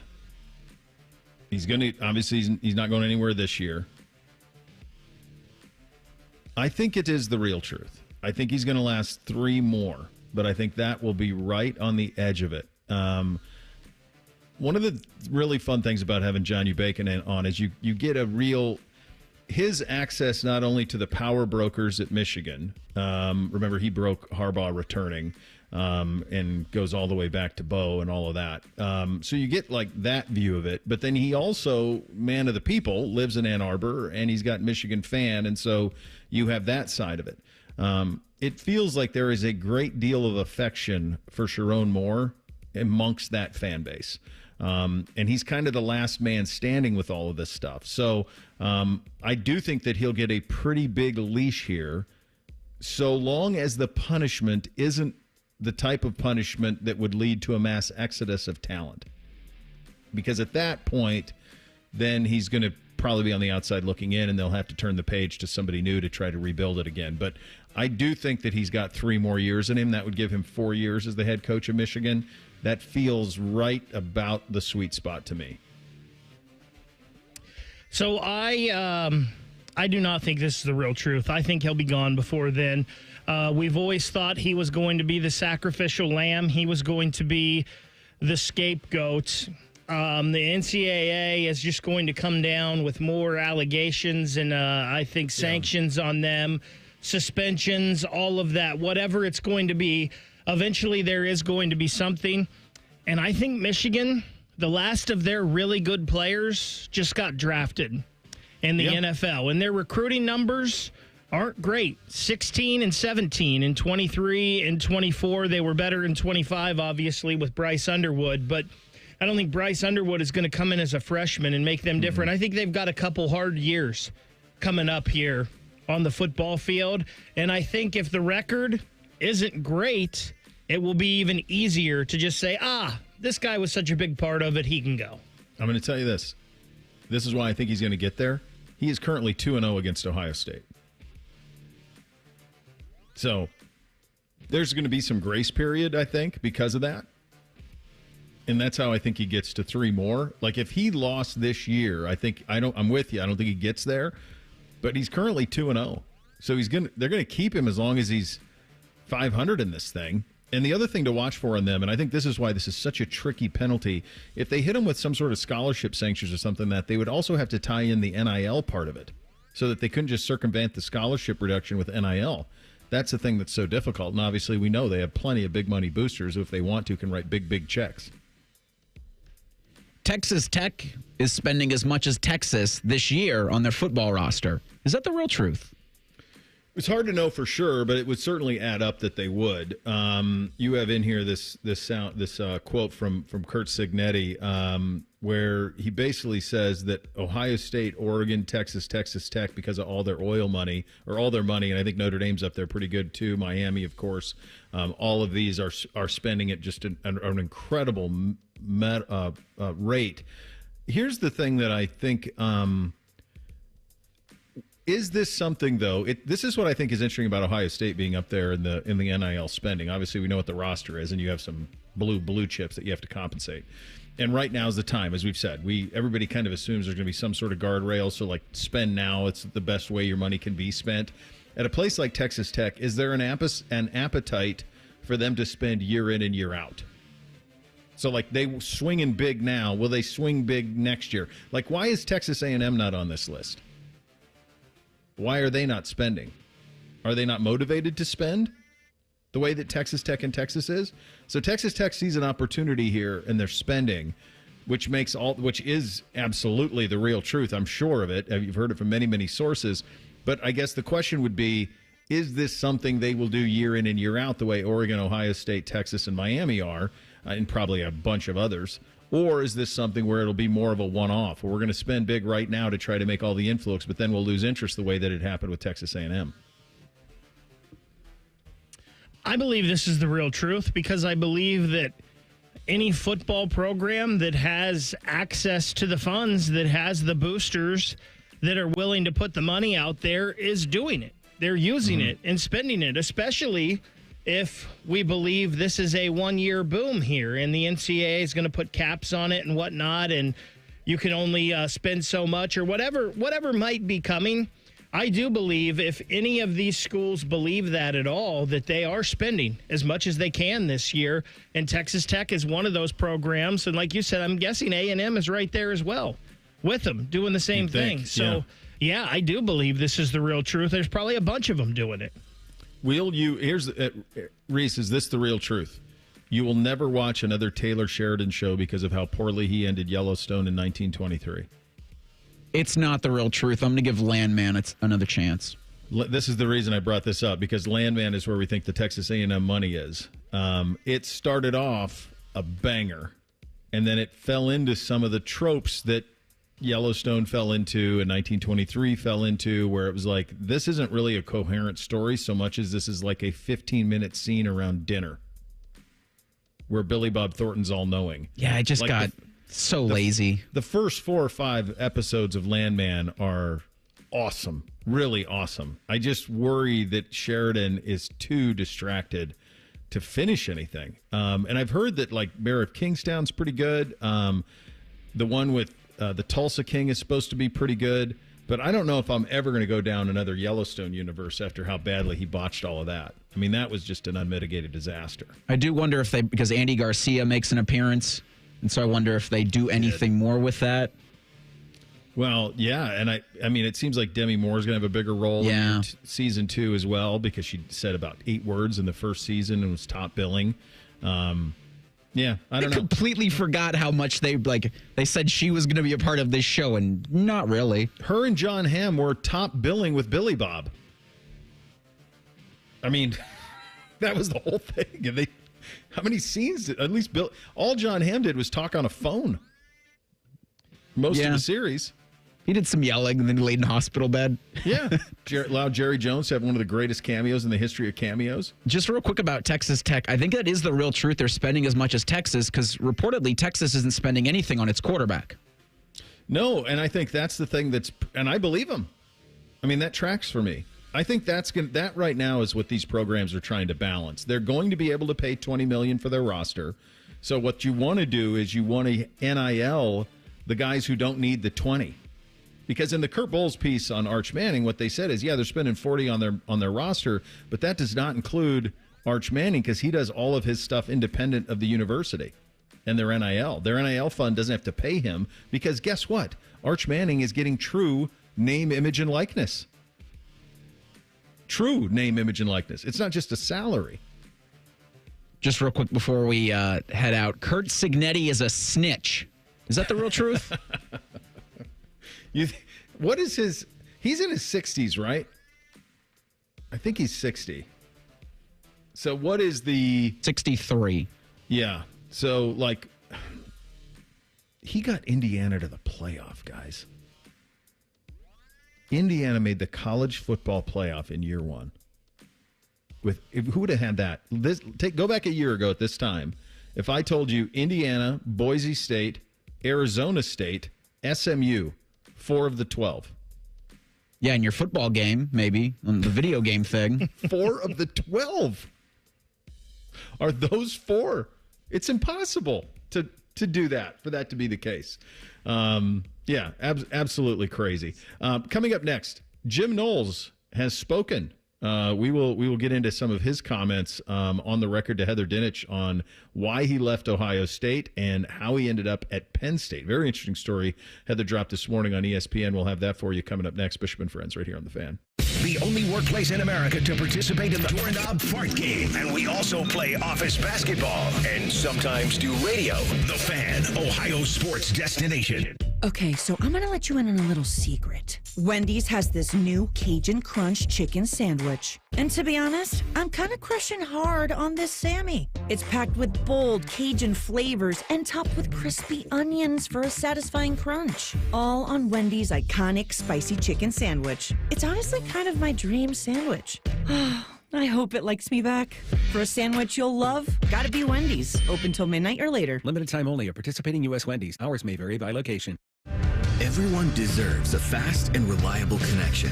One that helps better their everyday through the things they value most. Friends and family, education and career. A connection that opens pathways to opportunity and builds roads to a better future. At Spectrum, we're committed to delivering just that every single day. Because with the right connection, anything is possible. That's Life Unlimited. That's Spectrum.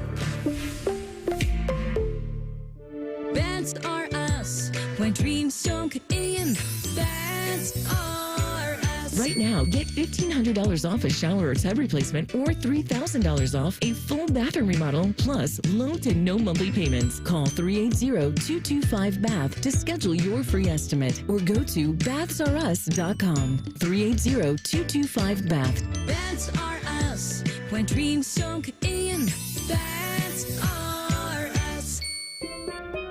Here at the Almond Joy Factory, where tropical vibes abound, we use soft, fresh-tasting coconut. The crunchiest almonds and delicious chocolate candy. Ah, but do you know what our most important ingredient is? Sometimes you feel like a nut. Sometimes you don't. Almond Joy's got nuts and something even way better than that. Yes, Almond Joy is made with almonds and joy. What? All the budget has to be used now? And we can use all the media buy? Javier's marketing firm just got its dream funding. Okay, ideas. Bobbleheads? No. T-shirt cannon? I seriously need some help here. He needs to find marketing managers who are worth every dollar. I need Indeed. Indeed you do. Sponsoring a job on Indeed gives it a visibility boost so you can hire faster. Redeem your $75 credit at Indeed.com/credit. Terms and conditions apply. 1877 Cars for Kids. KARS Cars for Kids. 1877 Cars for Kids. Donate your car today. Donate today at carsforkids.org. That's cars with a K. Your car can be picked up as soon as the next day. Receive a tax deduction and vacation voucher. 1877 Cars for Kids. Donate your car today. Now accepting donations of land, homes, buildings, or any kind of real estate. We at The Fan have created a show where you can be a homer, a hater, or whatever you want to be. Your family may not listen to you, but we will. Sundays at 11, it's The Fan Call-In Show presented by ESPN Bet at Hollywood Casino Columbus. You're welcome. Most Ohioans believe every student, regardless of zip code, income, or background, deserves a great public education. And it's Ohio's dedicated public school educators who make that possible. This Teacher Appreciation Week, join the Ohio Education Association in saying thank you. Tell us about a teacher making a big impact and they could win a vacation package from NEA member benefits or other great prizes, including pizza for their students. Go to ohea.org to nominate a teacher, because public education matters. Did you know 38% of Ohio's teenagers have spent money on gambling in video and online games? Items like mystery boxes, skins, and spin to win mimic gambling, putting children at a higher risk of experiencing a gambling disorder as an adult. So get in the know about youth gambling and start the conversation with discussion guides, parent resources, and more at changethegameohio.org. That's changethegameohio.org. Fan weather. From the Logan AC and Heat Services Weather Center. Another soggy, kind of yucky day for us ahead. Good day to be indoors reading a book, as our afternoon highs will struggle to get into the upper 50s to low 60s, and the rain continues.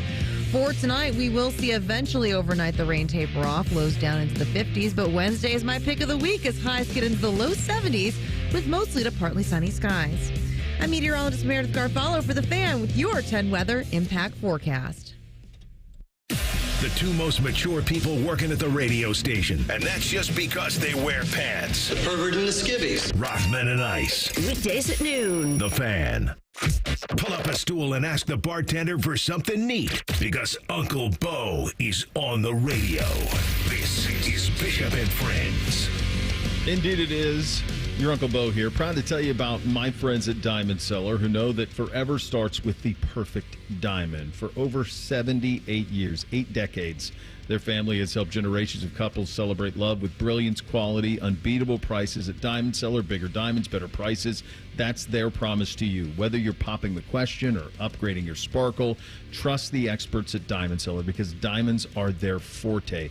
Visit Diamond Cellar today, Sawmill Road, Easton Town Center. Learn more at diamondcellar.com. Heather Dinich with a very interesting story published this morning on Ohio State former defensive coordinator Jim Knowles and him taking the Penn State job.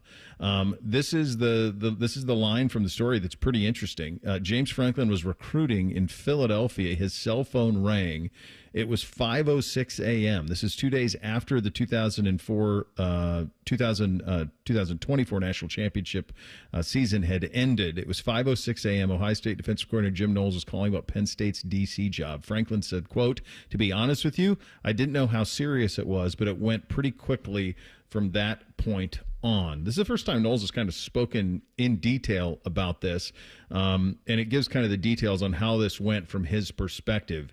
Knowles claims had Ohio State offered him a contract extension before they played Notre Dame, Knowles said he would not have explored or considered other options. He goes on to say, "I did not want to put anyone, including myself, in a position to have to deal with it immediately following the national championship game, and that's the way that it happened." It created a situation, Dinich writes, he said, that eventually turned awkward. Season's over. Everything's coming to a head quickly. Ohio State hasn't come forward with a deal. It's like, okay, if I'm going to act on this or at least explore it, I've got to make the call. So this is all on January 26th. He even weighed in on the fact that he was not invited to the parade. I was asked not to go to the parade, and I respect that. I'm not trying to be a secretive guy. Here's this offer. There were a couple others that were every bit as much money, and then there was an Ohio State offer, which was still great money, but not as much. So then you have to sit with it. Knowles is going to make 3.1. We know that Matt Patricia's deal is for less than that. Knowles continues, maybe I'll take less because Ohio State's a great place, but then they asked me not to come to the parade. So then you're like, okay, honestly, the writing is on the wall. Now it's becoming something. It always was something on the outside world, but now it's something here too. I hadn't made any decisions. We just kind of feel like, I wouldn't say I'm not wanted here, but it just feels like, okay, now it's getting awkward. Ryan Day did not comment on this story. Knowles continues that a new deal at Ohio State was really under question in the days leading up. He continues and says Ohio State didn't want to do it, and so then all of a sudden it becomes a rush at this point because people are trying to make decisions on their jobs. They want to know whether you're interested or not. It's a pretty wild thing that happened. I think it sometimes gets lost by all of us because of the national championship and the glow of it. There is precedent for this. I mean, we have taken coordinators from Michigan. This is an Ohio State coordinator going to Penn State. So these things have happened before. This is more commonplace than it used to be. I think also you see the value of, quite honestly, money and the value in that, and then just being wanted. I mean, he's 60, and he obviously got the feeling from Ohio State that perhaps his time here had run out. I get that, but he signed an extension in 2024. Like, you signed the deal, guy.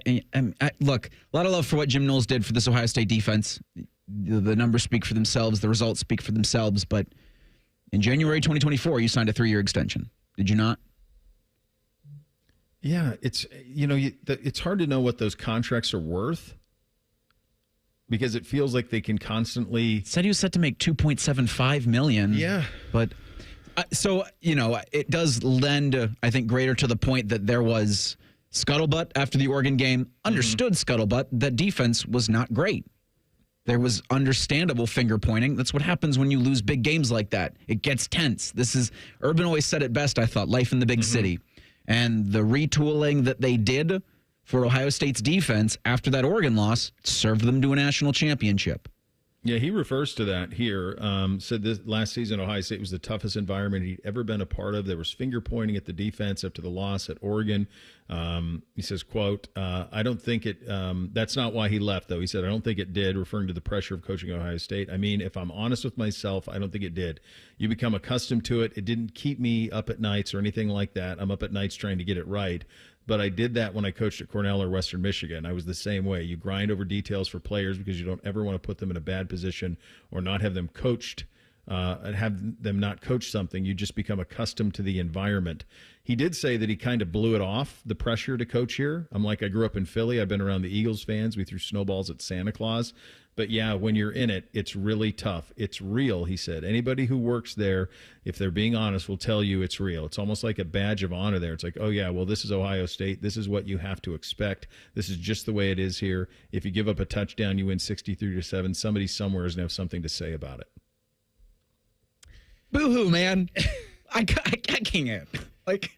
It definitely seems like something happened along the way sometime last year where there was some kind of fracture in this relationship with Jim Knowles and Ohio State and the coaching staff. And I think it's awful weird that the season Ohio State was having and the way that defense performed, that Ohio State, if Jim Knowles wanted a contract extension and he wanted it done, I know Ohio State was worried, focused on the national championship, but you would think that they would have gotten that done.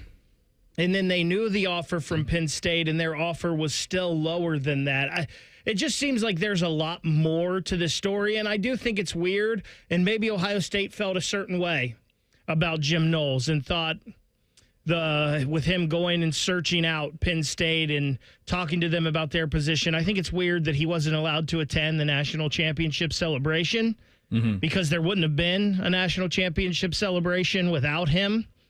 And his defense had been really good outside of the top 5 games before last year. And then after that Oregon game, obviously they got things fixed and the defense was fantastic the rest of the way. I love that he's being, he's talking about this, but there's got to be something else to this story. Yeah, I don't know if there is, Bake. I think it could be pretty straightforward. I remember John Cooper saying this once, that you don't ever want to be a defensive coordinator for an offensive-minded coach. And conversely, you don't want to be an offensive coordinator for a defensive-minded coach. Why? Because you're the problem. It can't be me. I'm the genius. That's how I got this job. So I'm overseeing this. So if someone's the problem, it's got to be you. And so that's why it's such a difficult thing, across the board. I think in the end, this will be something that you can be incredibly appreciative of what Jim Knowles did, because you're right. The adjustments after the Oregon game and the run that they went on is in large part, and everybody was clicking, but the defense was incredible through a lot of that run. All of that is very, very real. And it can also be that maybe it was time for everybody to just move on from this. And that does feel like there's some of that too. The one thing that I will say is, I kind of agree with you, Reese, where you said the boo-hoo on the pressure to coach here. I think you said that. Come on. I understand his feelings about not being allowed to celebrate the championship celebration. Yeah. I do wish he would have been allowed to be part of that, but knowing the guy in charge is very foxhole guy. Mm-hmm. And if you at any point show him or show the staff that you're not in the foxhole with them, they're going to eject you. Mm-hmm. And it's not going to be pretty. And you should have known that going into all of this, doing all of this, knowing that the January before you signed a contract extension, man. I don't feel bad for Jim Knowles. No, he's making $3 million a year. He won a national championship here. I don't think there's any reason to. I think one thing though that would surprise a lot of fans out there that maybe they hadn't considered is how in tune the rabbit ears are to hear all of this. I don't think it's any different coaching at Ohio State in 2025 than it was in 2005 or 1995 or 1985 or 75, 65. It's always been pressure packed. Always. I don't know that it's any different now. What's different is the access you have, the collective you have, to their thoughts, because they can see it on social. They can see it in emails. They see it. They're on these things nonstop. And so that pressure meant you feel it. In the old days, like if you're Woody, you're Earl, you're Coop, like you're getting a letter in the mail. You have your secretary open it. Is it hate mail? Burn it. Right? Like you don't have to answer all of it. You don't have to read all of it. They read and see all of it now. And it impacts, their mental health and all of those things. And the way they go, there's no different. I don't think, we'll ask Dom about it. He's been here the whole time. I don't think it's any different now at Ohio State than it was in 1985. I'm guessing it's exactly the same and probably has been the same for, a half a century. Dom in 2 minutes, Bishop and Friends right here on The Fan. When it's time to ask life's biggest question, make sure your ring says it all. Hi, it's Alex Johnson from the Diamond Cellar, and we've been helping couples say yes for over 78 years. From brilliant cuts to better prices, the quality and selection of our diamonds is unmatched. Because diamonds aren't just our business, they're our legacy. Visit us at Diamond Cellar on Sawmill Road or Easton Town Center and learn more at diamondcellar.com. Bigger diamonds, better prices, guaranteed.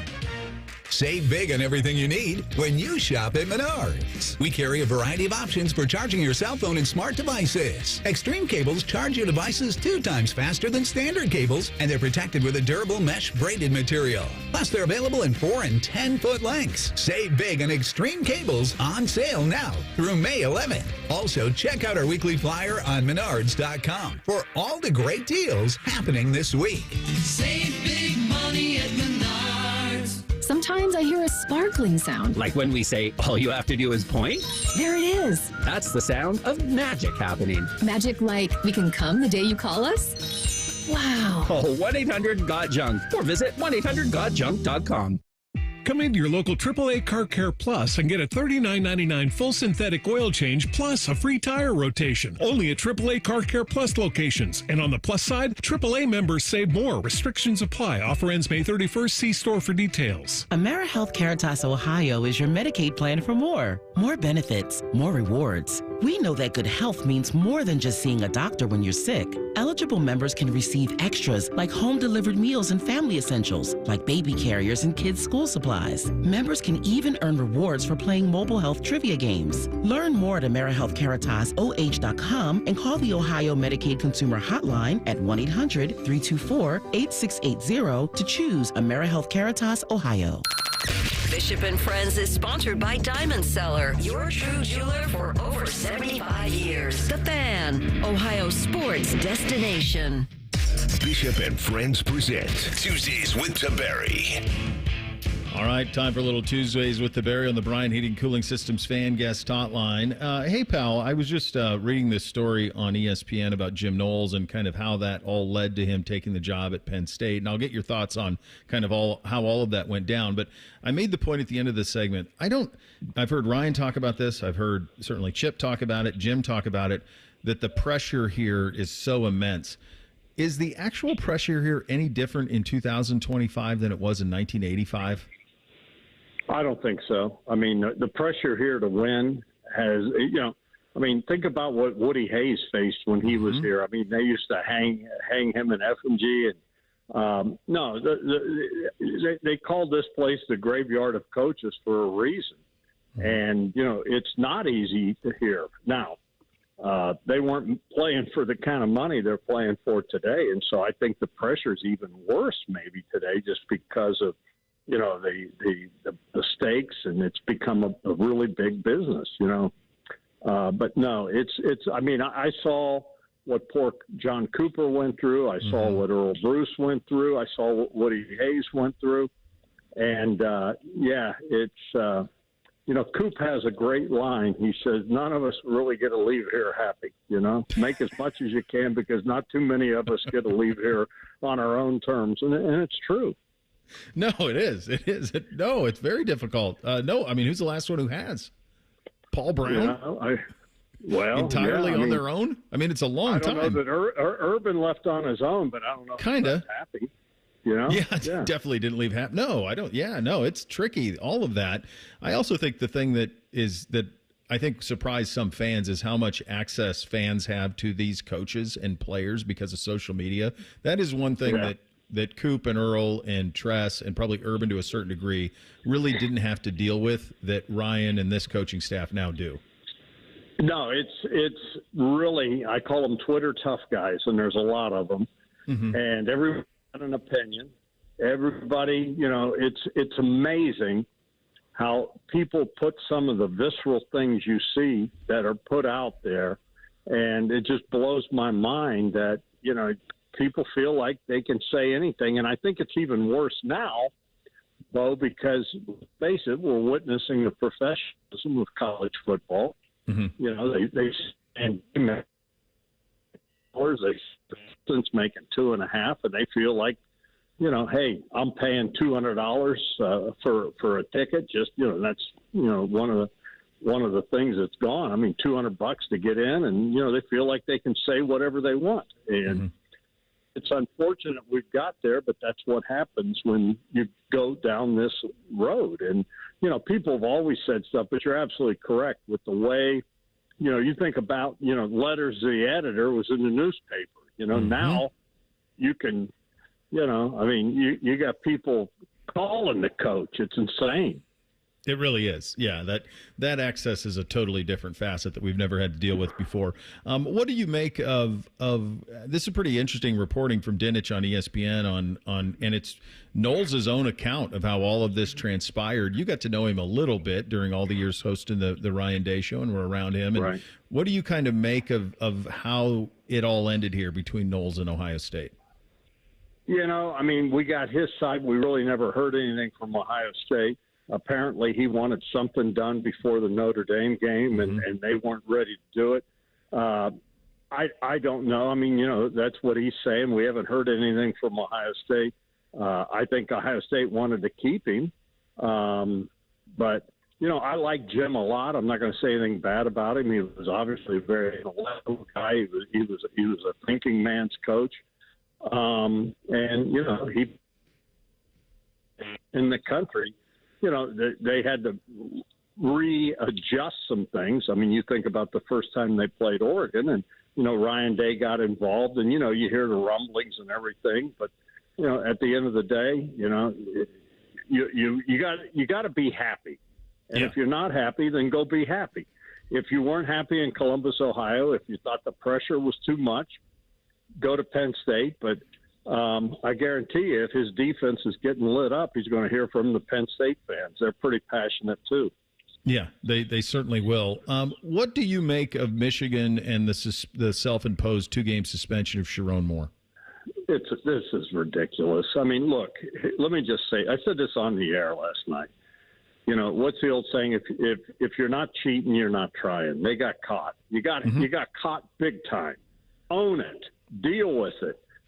They're trying to get ahead of it. I guess we're going to have some kind of hearing coming out in early June is what, you know, is being floated out there. You know, I just think it is amazing. This is what I have a big problem with. You know, this has gone on for now 2 years, right? And nothing's really happened. You really don't know anything. No one says anything. Does the NCAA really have any power to do anything? What are they going to do? I mean, Michigan here, oh, boy, he's going to miss we're going to let him coach the first 2 games, and he's going to miss Central Michigan and Nebraska. I mean, what are we talking about? What is Jim Harbaugh's role in all this? Look, you got caught. Own it. Deal with it. But, I mean, it just is – I'm tired of it. It's gone on too long. And here's the way you fix this. That's no deterrent. You're going to let a school pick what to get. If you really want to curb this kind of nonsense, fine them. Fine them big. Don't punish the kids. Say, listen, all right, Michigan, you got caught. It's $50 million. That's what you pay. $50 million, and you're going to lose 10 scholarships. Guess what? Things will get cleaned up real quick. You telling me Chiron Moore missing Central Michigan and Nebraska, that's going to fix anything? It's just, I mean, I'm just over it. You want to fix it, hit them where it counts, especially in today's NIL world. Listen, it's going to cost you $50 million for what you did. I bet you schools clean up their acts real quick. Do you think folks out there have any idea how much these athletic departments are and the NIL collectives are stretched thin right now?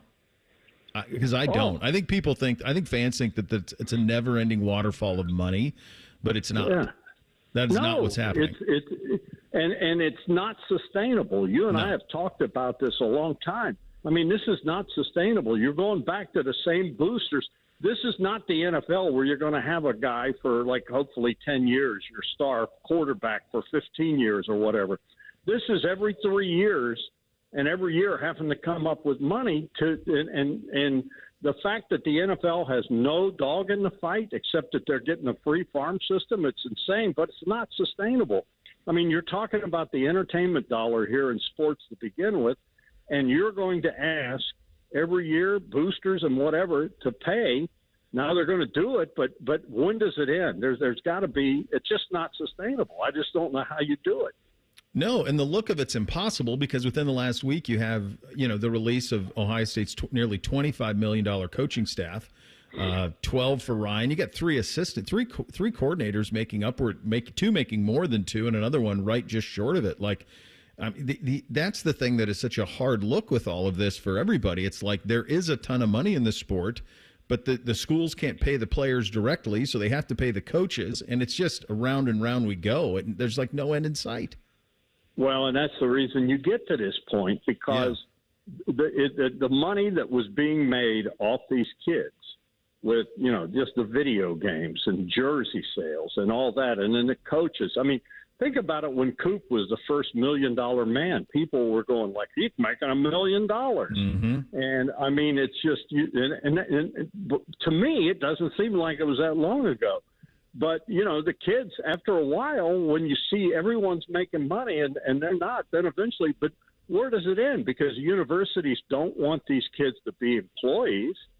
what happens when the kids decide? I mean, they're the show, right? Yep. If they decide they don't want to play, what are you going to do? I mean, they have opened Pandora's box, and they should have gotten ahead of this a long time ago. And I think that the just waiting and seeing how it came, it's really biting them big time. And I don't know how it ends. They're all hoping that settlement's going to fix things, but if you're going to go back to what they're talking to 2016 or whatever, what about guys before? What about like the guys at Ohio State in 2002 to won a national championship? Where's their cut? What's their cut? I mean, where does it end? And how does it end? It used to be intercollegiate athletics. It ain't anymore. Yeah. I'll get you out of here on this. 15 years ago on this day, how defeated was I standing with you in the woods of the 5th at Muirfield Village? It was pretty bad, and I think we got yelled at, didn't we? We did. Yeah, we did. We weren't. I was a broken man. We weren't playing fast enough. We got told we were not playing fast enough, and we got to quit looking for our balls. That's right. It's fact. The Bears' son told us. That's right. It's enough. We were told. It's surprising. We're at Muirfield today, and it's raining. It never rains up here. Never rains. Never rains. Are you playing? It's like, we're supposed to. We're just waiting. Who are you playing with? I think Jeff Logan is going to be our pro. Nice. Who's in your group, though? Is it the whole Channel 10 group? Yeah, just Channel 10 people. Okay. You don't know any of them. Adam King. Yeah, I don't know him. He put some extra dippity doo in his hair today. Did he really? I heard that. Oh, yeah. I heard that he is bouffant up. A little bit of a sandbagger. Is what I heard about Adam King. Oh yeah, he's good. Absolutely, very good. Yeah. Is Moosey going to be in the mix? No. But you play for the Paul Spahn Trophy. Well, the Media Day Trophy. Yeah, I don't know how you hold a Media Day without Paul Spahn. I don't. That's the way it's got to go. He is a legend. There's no question about it. So, but you're a legend too, Bo. In my own mind. Absolutely. Good talking to you, buddy. All right, brother. Bye-bye. There he goes. Uncle Dom out at Muirfield Village. Media Day today out at Jack's Place. So we'll have some thoughts on that coming up in the final hour. Thing or not a thing up next. Bishop and Friends right here on The Fan. Unlike your deadbeat uncle, we'll never leave you stranded in a ditch when you were 6. This promo may have been a touch too specific. The Fan. Stop feeling embarrassed about thinning hair and start looking and feeling your best with Hair Grow by New Nordic. Online at Amazon, Walmart.com, and NewNordicUSA.com, or at your local CVS. That's the sound of a Mountain Dew. And that's you enjoying its refreshing citrus kick. That's a cool breeze suddenly whistling through your hair. Whoa! That's you realizing you're now on a mountain. This is epic! That's you stating the obvious. That's you stepping up to the plate. That's you winning your kickball game. Yes, let's go. That's you taking another sip of your Do the Do. Here at the Almond Joy Factory, where tropical vibes abound, we use soft, fresh-tasting coconut. The crunchiest almonds and delicious chocolate candy. Ah, but do you know what our most important ingredient is? Sometimes you feel like a nut. Sometimes you don't. Almond Joy's got nuts and something even way better than that. Yes, Almond Joy is made with almonds and joy. What? All the budget has to be used now? And we can use all the media buy? Javier's marketing firm just got its dream funding. Okay, ideas. Bobbleheads? No. T-shirt cannon? I seriously need some help here. He needs to find marketing managers who are worth every dollar. I need Indeed. Indeed you do. Sponsoring a job on Indeed gives it a visibility boost, so you can hire faster. Redeem your $75 credit at Indeed.com/credit. Terms and conditions apply. It's Leslie from Pella Columbus. I'm Wilson from that other window place. Wilson, I got the nicest Google review today. Dewey from Gahanna said, "We cannot believe we are able to get the Pella look and quality at the cost we did." I got a review too. Listen to this. These windows were great. Oh boy. For about a year. Looks like I'll need to renew, in quotes for some reason, my windows way too soon. Repeat customer? Get the window that homeowners rated the leading window brand in Columbus at PellaColumbus.com. When you're starting a home improvement project, a few big questions always come up. Who can I trust? Will they be there if something goes wrong? And lastly, how much is this going to cost me? At Newman Roofing, we've been answering those questions for over 30 years. As a family-owned and operated company that takes pride in every aspect of the job, with family members involved in each department of the company, we treat your home like it's our own. That means clear communication, no shortcuts, and a white glove experience from start to finish. And when it comes to cost, we get it. That's why we offer flexible financing options so you can get the quality your home needs at a price that works for your budget. Don't just take our word for it. With over 700 five-star reviews on Google, families across Central Ohio are sharing their Newman Roofing experience. For roofing, siding, and gutter solutions built around family, call Newman Roofing today at 614-NEW-ROOF. That's 614-NEW-ROOF, or visit online at newmanroofing.com. Don't just get a new roof, get a Newman roof. If you miss a little, you'll miss a lot. Search for your favorite fan shows wherever you get your podcasts and subscribe. Every episode comes right to your phone absolutely free. Modern technology, it's a hell of a thing. Do it now. The Fan. The Bobcat National Sales Event is happening now at Bobcat Enterprises. Get up to $10,000 in rebates or choose financing as low as 0% for 60 months on the industry's most comfortable compact loaders. See Bobcat Enterprises in Hilliard, Reynoldsburg, or Zanesville today for incredible savings during the National Sales Event, and find the current specials and full line of products at bobcatent.com. Some restrictions apply. Length of contract and rate may vary. Offer ends June 30th, 2025. Bobcat Enterprises, celebrating 50 years of serving you. Breaking news, and this one is almost unbelievable. Yeah, it's all about new customers at Bet365 because they get $150 in bonus bets when they bet $5, win or lose. And even better, bonus bets can be used on the spread, totals, and player props. There you have it. Bet $5 to get $150 in bonus bets, win or lose. And see why it's never ordinary at Bet365. 21 plus only. Must be physically located in Ohio. Gambling problem? Call 1-800-GAMBLER. T&Cs apply. The Fan Guest Hotline is sponsored by Accurate Heating and Cooling and Bryant, doing whatever it takes to keep you and your home comfortable. The Fan. Our top men are working on everything except this show. We have top men working on it right now. Who? Top men. You're listening to Bishop and Friends. All right, time for a little thing or not a thing on a Tuesday edition. Hit it, fellas. Thing or not a thing. Sponsored by Apex Plumbing Pros. Despite just a 3.5% chance, the New York Islanders won the NHL draft lottery last night. The first time they've won the lottery since 2009, in which they picked center John Tavares. Pretty decent selection for the Isles. Fifth time in franchise history that they've got the first overall pick.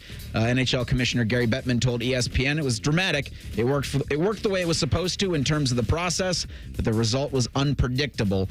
The Isles jump from 10th to 1st is the biggest involving a team in winning the number one selection. It comes after the last place team won the lottery to retain the first pick in 4 of the last 5 years. Blue Jackets are going to pick 14th. They also have the 20th overall selection. They got that, sending David Juracek to the Minnesota Wild. The 2025 NHL entry draft will take place on June 27th in Los Angeles. Thing or not a thing? Well, it feels like a thing for me that a team that was the 10th worst is picking first. So by definition, that is a big thing. Now, I will lean on Bake on this because he's Mr. Hockey here on the program. Is this a draft where picking first is a game changer, the way it was thought to be with Connor Bedard? No, it's definitely not Connor Bedard. I know Matthew Schneider, I believe is the name, is a defenseman that a lot of people have kind of as the consensus number one. James Higgins, a center, is a guy that you've heard a lot about, but I don't know if it's anybody that is, it's obviously not anybody that's Connor Bedard, and I'm not even sure if any of these guys are Adam Fantilli types either, quite frankly. I know a lot of people are high on Schneider, the defenseman.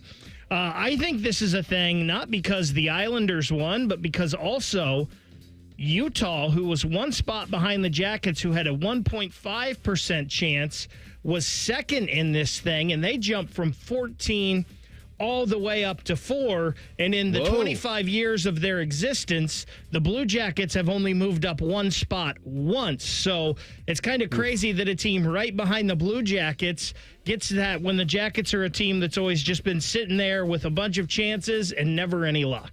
Yeah, if you're a new Jacket fan and you want to become nauseous, go look at the history of the NFL draft or the NHL draft, and go look at the players picked just ahead of the Blue Jackets selection, almost on a yearly basis in the 2000s. It'll damn near break you. Yeah, don't do that. That's not safe for work or for life. Let's just focus on the year they got Fantilli and look to the future. Jeez. But if you remember, in that draft, the Blue Jackets had the second best chance of getting the number 1 pick. Chicago had 3. Chicago wins the lottery and moves up. And also, the Jackets, it's funny, Dylan and I were just talking about this. The Jackets scored a late goal against Pittsburgh in the final game that took their chances of having the number 1 chance of getting the number 1 pick away from them. It did, yeah. Reese and I were doing the show at that time, and we were just watching in disbelief. And just going, no, what are you doing? You had one job. Now, it all worked out. Like, you love Fantilli. It's awesome. And but Bedard was generational, and the thinking was that was it. But, yeah, there's some of those ones, like the Jackets some of the times they pick third in a 2-player draft. I mean, like, that type of stuff happened over and over and over again in the 2000s. And even when they had lottery luck, it's like, well, now you don't want it. And they had to trade up to get Nash. That wasn't even like theirs. Just bad luck. Yep. Former Baltimore Ravens edge rusher Terrell Suggs was on the new Rory and Mal podcast and was asked about the most underrated and overrated quarterbacks ever. I think Roethlisberger is underrated, and like he got more rings than Rodgers. He got more rings than Breeze. Mm-hmm. You know what I'm saying? He got more rings than Marino. Like when you think about it, he's got. Yeah. He got as many as Peyton and Eli. Mm-hmm. You know what I'm saying? So I would say Roethlisberger. He's probably the most underrated. Thing or not a thing? I'm unpacking that in my head, and I think he might be right. Roethlisberger's first Super Bowl win in Pittsburgh was built largely on their defense and the run game. But the second one was, I mean, he had a hell of a drive and a hell of a catch from Santonio Holmes to clinch that thing. And then he became a really prolific passer in the second half of his Steelers career. He wasn't particularly great at the end, but not many are. He might have a point, because I don't know that he is revered the way that, or respect. He does not have the MVPs that Rodgers has. I mean, he doesn't have any. The same would be true of Breeze. I think he's held in a much higher status than Eli Manning. He's not in the Peyton Manning crowd, and I don't think anybody would claim that he should be, but he probably should be talked about a little bit more. Might be a fair take out of Terrell Suggs. I kind of agree with the take. Roethlisberger is the best that I've ever seen at extending plays and making something happen downfield, because he had the athletic ability of being a wide receiver for most of his life. He had the size of somebody that it was hard to bring down. He would have people hanging on him and somehow throw them off of him and keep going and make some kind of play downfield. He's got 2 Super Bowls on his resume, and I don't think he should be in the conversation as the best ever. Like, I think that's a Montana, Brady, Manning type thing. But, man, he was really good, and I think he's in that next level. And like I said, he is, to me, he epitomized, like, everything a Steelers quarterback is. Maybe not the best quarterback, but a leader. The guys follow him. Really big, strong-armed, and just made plays happen somehow. I think the thing on him that's tricky is never was an all-pro, not one, not a first or second team. Now, some of that's all of the talent was in the league at that point, but he never even got a single one. And then I think the other thing is he's not the best guy. So there's that. I think that's part of it, too, is he's not the best guy. And so, like, that's one of those things where, like, you got to remember who writes the history of this stuff and be nice on them on your ascent. because otherwise, when you fall, they're quick to write about it. What was it, from 2000 to 2018? I believe the AFC was represented in the Super Bowl by one of 3 quarterbacks every year except once, and that except once was Cleveland Browns legend Joe Flacco. That's right. Yeah, other than that, it was Manning, Brady, Roethlisberger. Yeah. All right, let's choose our adventure here. You want Gronk on Abdul Carter, or you want John Gruden getting back into pro football? Both of them we can have some fun with in the second hour. You tell me which one we can have the most fun with. Probably the Gruden thing we can have the most fun with, so go ahead with Gronk here. On the Dudes on Dudes podcast with Julian Edelman and Rob Gronkowski. It's a hell of a title, by the way. Holy hell. It's the most Gronk thing that Gronk almost has ever done. Offered his thoughts on Abdul Carter, asking Lawrence Taylor for his retired number 56. Yeah, Abdul Carter, I think with the third pick in the draft, who's going to be a star, but was he serious? Was he serious asking for LT's number? Yeah, you were a high draft pick, but LT is an absolute legend, the best to do it, one of the best defenders of all time. And let me tell you, brother, you got to prove yourself. That's crazy just asking for LT's number. And I'm glad that LT shut him down like that. Thing or not a thing. Someone that I've referenced on this show before legitimately asked, wasn't being a punk, asked if Gronk was special needs. Legitimate. Now, it was a young person, right? But legitimately asked, was he okay? No names, please. But yeah, he's right. It's pretty absurd to just ask for LT's number. That's an absurd thing to do. But probably something that maybe the Giants should have vetted in the process, right? Should have known who they were drafting a little bit. We've talked about this quite a few times the last couple of weeks with retiring numbers and jerseys and how eventually that practice has got to go away, right? Because there's not going to be enough jerseys or numbers. But I do think maybe there should be a select few that don't ever get touched. And I don't know how you break that down. To me, I don't know if anybody should ever wear 16 in a 49ers jersey again. I don't know if anybody should ever wear 12 in a Patriots jersey again. LT may be the best defensive player in the history of the NFL. That one, maybe you don't ever put somebody in it again. I mean, you could argue he's the best player in the history of the NFL. He's on that list. It's him and Jim Brown. There's a handful of guys. That's worth a conversation. We'll get into that in terms of what's the best way to thread that needle. The 15 worst hires in college football history as well. Lots still coming in this final hour of the program. Bishop and Friends right here on The Fan. We've been your Jackets flagship station since day one. All the goals, all the action, all the memories. Your home for the Columbus Blue Jackets, The Fan, Ohio sports destination. Feeling stressed or overwhelmed? Not sure how to get the mental health help you need? We've got your back. Call the Mental Health Insurance Assistance Office at 855-438-6442. We'll help you figure out what mental health benefits may be in your health plan. No more confusion, just the support you deserve. Call the Mental Health Insurance Assistance Office at 855-438-6442.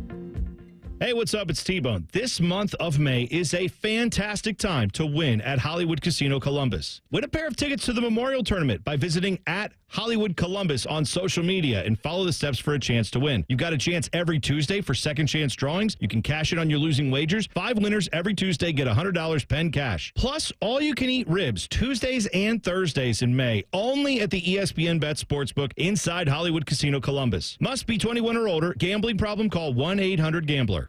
Attention kingdom-seeking business professionals, entrepreneurs, and investors in Columbus. Are you ready to experience a life-changing event that will elevate your faith, finances, and future in 2025? Then you won't want to miss this. Join us for Life Search, featuring Champions of Faith, Saturday, May 10th at the Schottenstein Center for an extraordinary one-day event that will empower you to transform every area of your life through the power of faith. Prepare to be inspired by an incredible lineup of champions, including college football champions Jeremiah Smith and Caleb Downs, 3-time national champion head coach Urban Meyer, sportscaster Kirk Herbstreit, two-time national football champion Tim Tebow, and more. These champions have experienced firsthand how faith transforms lives, and they'll be joining LifeSearch to share their powerful stories and insights on how to integrate faith into your business, finances, and every aspect of your journey. Seats are selling fast to this unforgettable event, so don't wait. Head to LifeSearch.com now to secure your tickets before they're gone. LifeSearch featuring Champions of Faith, Saturday, May 10th at the Schottenstein Center. Don't miss out. Your transformation begins here. Visit LifeSearch.com today. Hey, what's up? It's T-Bone for Window Nation. May is officially here, and so are the rising temperatures. Before you know it, you're going to be wondering what else you can do to keep cool during the dog days of summer. Beat the heat and keep the AC in your home with Window Nation's energy-efficient vinyl windows. During their semi-annual sale, you'll get 60% off and a free entry door when you purchase a house full of windows. Plus, no money down, no interest, and no monthly payments until 2027. That's a whole lot of savings and a super smart investment, especially when prices are rising. So how exactly does Window Nation keep the prices affordable? Well, they work directly with top window manufacturers in the country, which means all their windows are assembled right here in the USA. Plus, their windows come with a lifetime warranty, so you'll keep saving long into the future. Window Nation's semi-annual sale ends soon, so don't miss your chance to get 60% off, plus a free entry door when you purchase a house full of windows. And you pay nothing until 2027. Schedule your estimate right now at 866-90-NATION or visit windownation.com. That's windownation.com. Prescriptions require an online consultation with a healthcare provider who will determine if appropriate restrictions apply. See website for details and important safety information. Price varies based on product and subscription plan.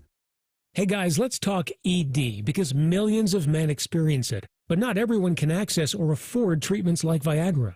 Well, HIMS can help. Through HIMS.com, you can get a full range of treatment options for ED, including daily or as-needed meds through a 100% online process. It all starts with an online intake form. Get started at hims.com/joy, and from there, a medical provider licensed in your state will determine if ED treatment is right for you. If prescribed, your medication is shipped to you for free. Find the ED treatment that fits your needs with options up to 95% less than the brand names. Millions of men experience ED, but HIMS can help. To start your free online visit and save up to 95%, go to hims.com/joy. That's hims.com/joy for your free online visit. HIMS.com/JOY. Hey, it's Bobby Carpenter. I know firsthand what it's like to battle through joint pain. After years of the hard hits and the wear and tear on the field, I thought pain, it was just going to be something I had to live with. Let me tell you, that's no longer the case thanks to QC Kinetics. For over 8 years, QC Kinetics has been leading the charge nationwide in non-surgical joint pain relief, helping over 50,000 patients get back to doing what they love, pain-free. Whether it's your knees, back, hips, shoulders, you pick it. If joint pain's been slowing you down, you need to hear about what Dr. Aaron Walkoff and his team in Columbus are doing. They're using cutting-edge regenerative medicine, natural biologic treatments with powerful healing properties to repair and restore damaged joint tissue. No surgery, no drugs, and no downtime. Just real results. The kind of treatment I wish I had access to during my playing days, and now you do. Imagine this summer playing around a golf, chasing the kids, and just enjoying a walk without the pain. Go to qckinetics.com/Columbus or call 380-2845-44. They now have offices in Grove City and Canal Winchester. Broadcasting from the Lindsay Honda Studios. Honda makes the cars. Lindsay makes the difference. Visit lindsayhonda.com. WBNS-FM, HD1 Columbus. The Fan. Sports Center. Good morning. I'm Eric Reeser. Starting in 2027, Notre Dame and Clemson will play each other in football every season through 2038. The home-and-home agreement was announced this morning. Both schools touted the potential for a new college football rivalry. Both teams made the playoffs last year. The Irish made it all the way to the championship game. In the NBA tonight, the Cavs look to even the Eastern Conference semis, hosting the Pacers in Game 2 of their best-of-7. Tip-off from Cleveland is 7 o'clock. Indiana took Game 1 on Sunday. Cavs could be without Darius Garland, DeAndre Hunter, and Evan Mobley. They're all questionable Tuesday. Pacers will host Game 3 in the best-of-7 Friday night. In baseball, the Guardians will play 2 today in Washington against the Nationals. The Reds are at the Braves tonight at 7:15. You can hear that game on The Fan following the Buckeye Show. This update sponsored by the Waterworks, your trusted neighborhood plumbing, drain, heating, and cooling experts. Visit online today at thewaterworks.com. Breaking sports news when it happens on The Fan, Ohio sports destination. If you love a good pie analogy, think of the cap as a pie, and once you take out one piece, there's less left for the next guy. Then this is the radio show for you. You're listening to Bishop and Friends. So I think one thing we have to do, we were having the conversation about the retired numbers and all of that. And Ohio State has done a decent balance of this. They have retired numbers, and then they have honored numbers. Florida State does this too. Like, for example, you can't wear number 2. That's retired at Florida State, but you can wear number 16. That's one that is honored. So you retire the jersey, but you don't retire the number. An example of this at Ohio State is 10. Obviously, 10's in the horseshoe for Troy, but you can still issue number 10. And you can issue some of these other ones with the, I think 47's that way too, where it's in there for Chick, but obviously AJ wore it, and so there's some of that that's out there too. I do think that, I hate giving them credit for this, but I think what Michigan did, and I know Clemson did this a little bit too, they did it with Deshaun Watson wearing number 4, is the idea of issuing a number and then a patch. I think the Michigan patches were just too big. I think in this day and age, you don't need to have it take up the entire, I mean, the patches that they had almost took up like the entire shoulder. Probably the sweet spot on that would be maybe you do a silhouette. I don't know. In this, I guess the reason that I think you ought to rethink all of this is it kind of goes back to how we started the show with the fact that like the Flintstones are extinct, right? And there's all of these things that were central. These are fictional things that were central to like our lives as young children that are not being passed along to a next generation. I do wonder if sports stars could be among them. If I were to ask my kids, who is Joe DiMaggio, would they know outside of hearing his name in the song? I mean, that would probably be the point of reference. And even more terrifying, I mean, would they know? Would my kids know who Lou Gehrig is other than the disease? We've thought about that before as well. And so I do think that there is a value. I think about it, I mean, with the Browns, like they don't issue 14. Otto Graham and his accomplishments are worthy of a conversation as the greatest quarterback in NFL history.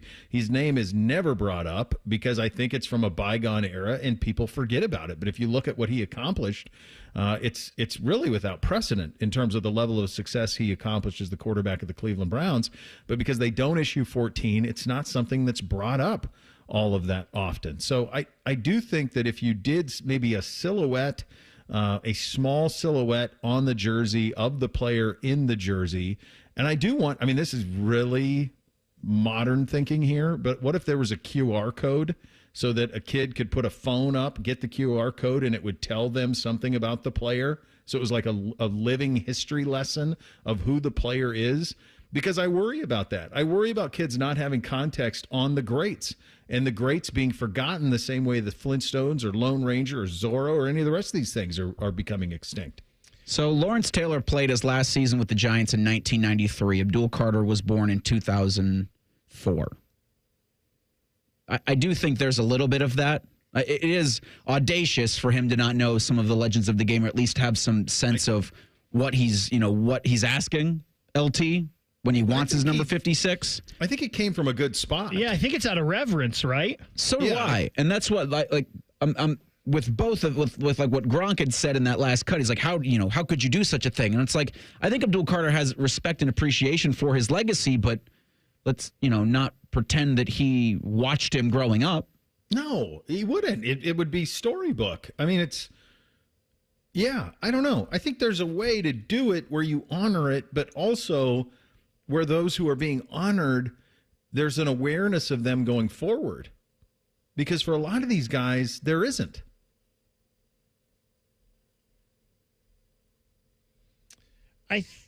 I love your idea with the QR code, Bo, especially, and you could do something like that on the jersey, but especially like at the stadiums, because I believe there's like I don't know if Ring of Honor is the right word, but they have the jerseys up in every stadium of the guys that are retired. I think that's a really cool idea, so the kids can go there and learn about these guys. Like, hey, why is this 14 Pete Rose jersey up at Great American Ballpark? Well, here's why. You can learn all the facts and history on that. I think that's a really cool idea, and they're going to have to figure something out with this, right? Because you think of an organization like the Yankees, or I think of like the Montreal Canadiens in hockey, you're running out of jerseys really fast. I mean, the Yankees are never going to issue a single digit again ever? Yeah, it's silly. I mean, number 3 has not been issued in over nearly 100 years. When did Babe Ruth retire? The early 1930s? They haven't issued that in almost 100 years. Like, if there's not a candy bar, Baby Ruth, which I don't know if kids even suck down candy bars anymore. If there's not a league of baseball called Babe Ruth, which is what I played growing up, I don't even know if that still exists. It might be called Cal Ripken now. I don't know. Like, if kids aren't watching The Sandlot, all of those are pop culture things. If you're not doing that, do you know who Babe Ruth is? No. Do you know would any kid know who Willie Mays is? June I don't know. 2nd, 1935 was the day Babe Ruth retired. Years. So 90 years. 90 years since anyone's worn 3. Yeah. I mean, I don't think the Yankees have a single digit that isn't retired at this point. I think they're all gone across the board because Joe Torre wore 6 and Jeter wore 2, and I think they're both done.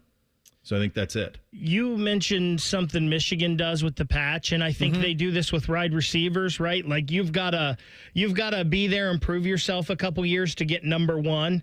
That's like the ultimate for a Michigan wide receiver is wearing number 1. Ohio State does the 0 jersey now with Bill Willis. Things like that are really cool too. Now, I don't think you could do that in the pros, but at college, more teams should do stuff like that, I think, to honor some of their former players as well. Yeah, and obviously Bill didn't wear 0 here. He wore 99. But, there are things that you can do to do it. I think that sports in general, our society right now has never been any more pay attention to what's in front of us, whatever's loudest. Think about how quickly people come and go. You have a pop culture heat wave, and it's gone in a like Haktua girl. What happened to her? She was everywhere for like a month and then evaporated. And that's a nonsensical analogy, but it brings to the point of if these people come and go so quickly, and this generation of folks are paying attention to what's next, are they even going to be aware of what happened in the past? And I think instead of taking this tone of like you're not worthy of wearing the number, perhaps the better way to handle this would be not only are you worthy of wearing it, but by you wearing it, it pays homage to me and it allows for my legacy to be taught to others. Because for crying out loud, I guarantee you think about what you could just do in Madden with this LT thing. If all of a sudden Abdul Carter's wearing 56 and he's got an LT silhouette with a QR code on his jersey, all small, and then LT's in Madden as part of it. Now all of a sudden my kid's like, wait a second, who is 56 for the Giants? This guy's unbelievable. There's value in that. I think there is. Maybe I'm wrong on this, but to me, I think that it's much more valuable than having it just sit in a room behind a closed door or seeing it up in a. How many kids? I take my kids to this stuff all the time. Do you know how many times my kids at a football game look up in a Ring of Honor or something like that and say, "Who is that? Who's Harley 47, Dad?" They don't. It's not top of mind for them. I try to point it out. This is who this is. This is who this is. This is who this is. Sure, but if you're not doing that as a parent, it's gone, man. And I think that's with baseball. Like they cling so tightly to like old traditions that nowadays people they ignore them. They just don't care. And I wonder if other sports, when they cling so tightly to old traditions, they just get forgot about because people aren't interested if they're not going to be if the sport itself and the guardians of the game aren't going to be open to sharing it with the rest of us, or the rest of us as we get older and the youth keep coming, get older, the interest dwindles. It does, and it will. No one is immune to this, guys. Absolutely no one is immune to it. Speaking of no one is immune to making a bad college football coaching hire. We've got the 15 worst in history. We will get into that coming up next. No one is immune from missing on this, except for Ohio State, which really hasn't. We will get to that coming up next. Bishop and Friends right here on The Fan. Wake up with the Fan. Eat lunch with the Fan. Go to bed with the Fan. Dream about the Fan. Then change your sheets. Gross. Ew, you guys are gross, but stick around in case I don't find anyone else. The Fan.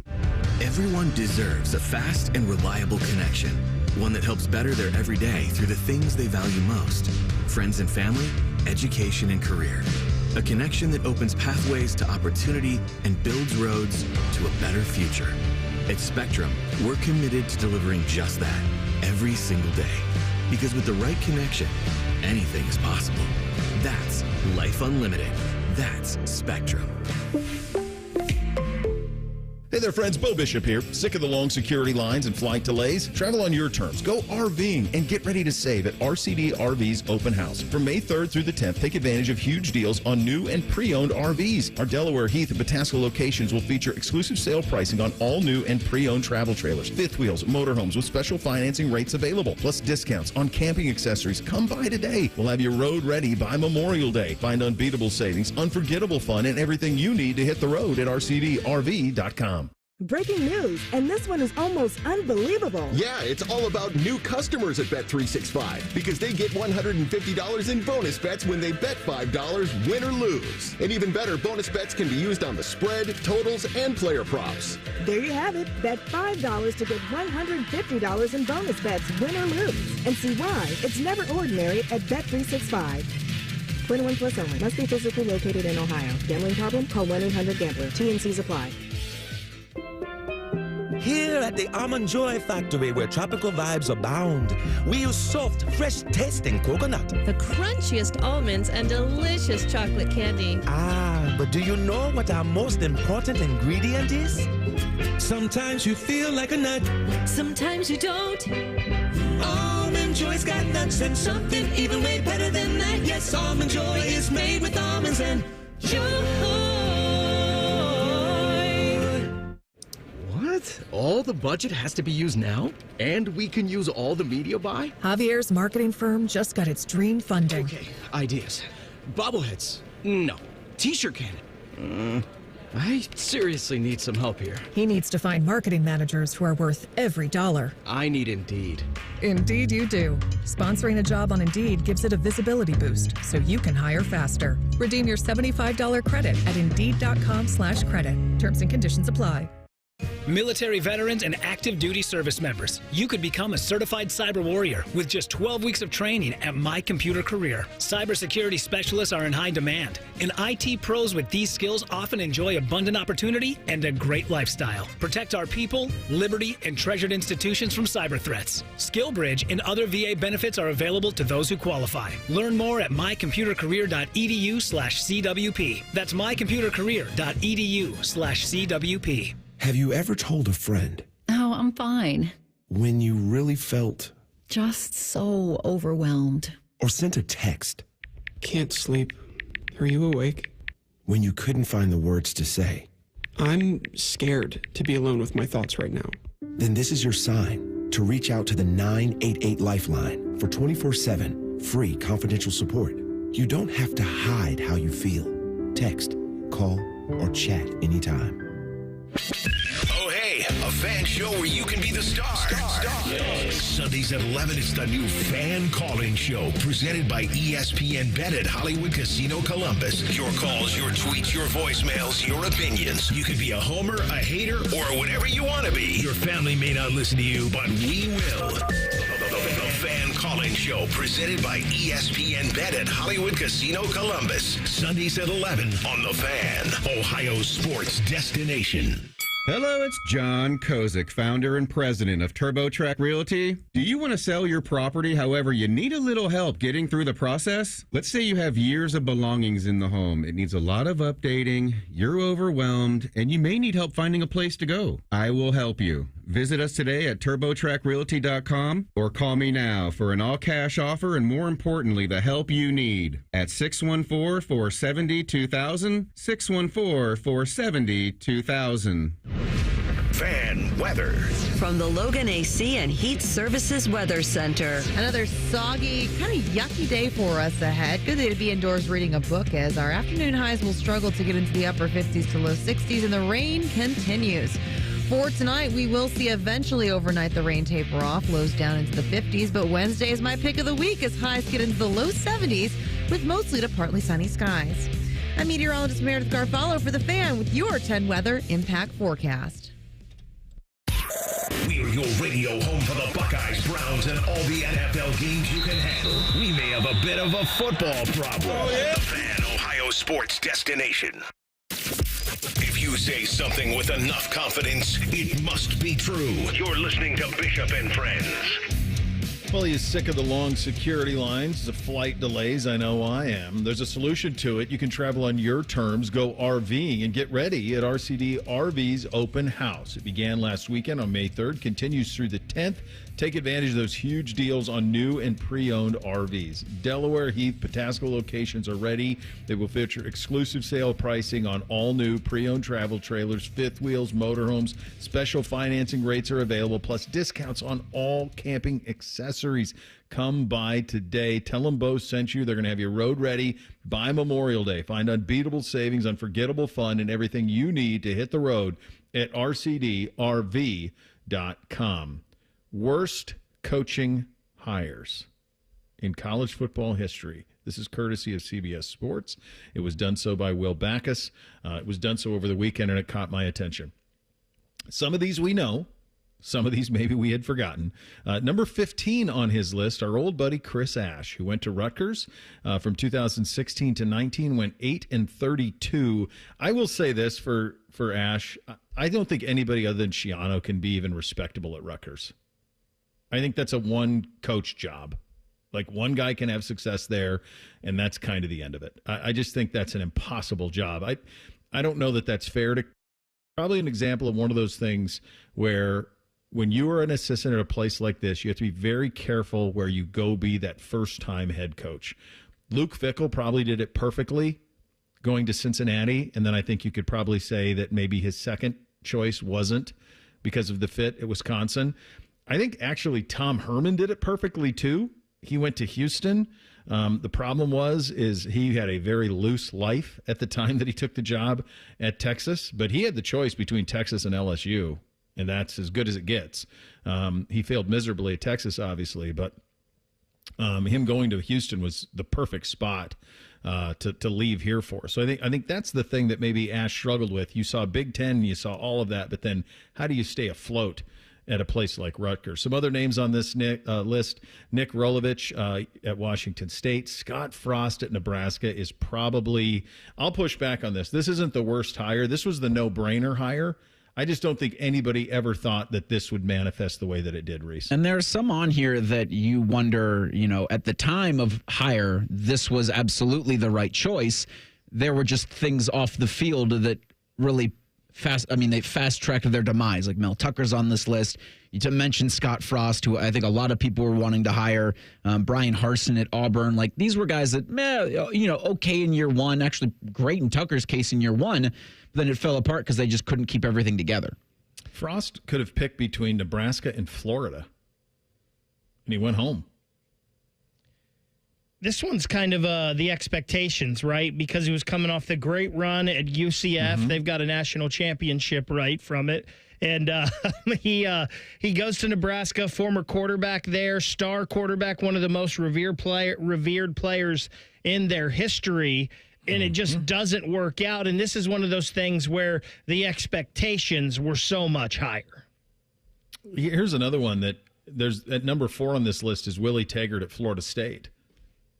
I mean, he was humming at South Florida. Then he went to Oregon and had immediate success. And like the one place he would go is FSU. And he went there and he lasted 2 seasons. And they went 9-12. And it just was off the rails. Ryan Walters' time at Purdue, I can't even recall. He went 5-19. I have no recollection of it.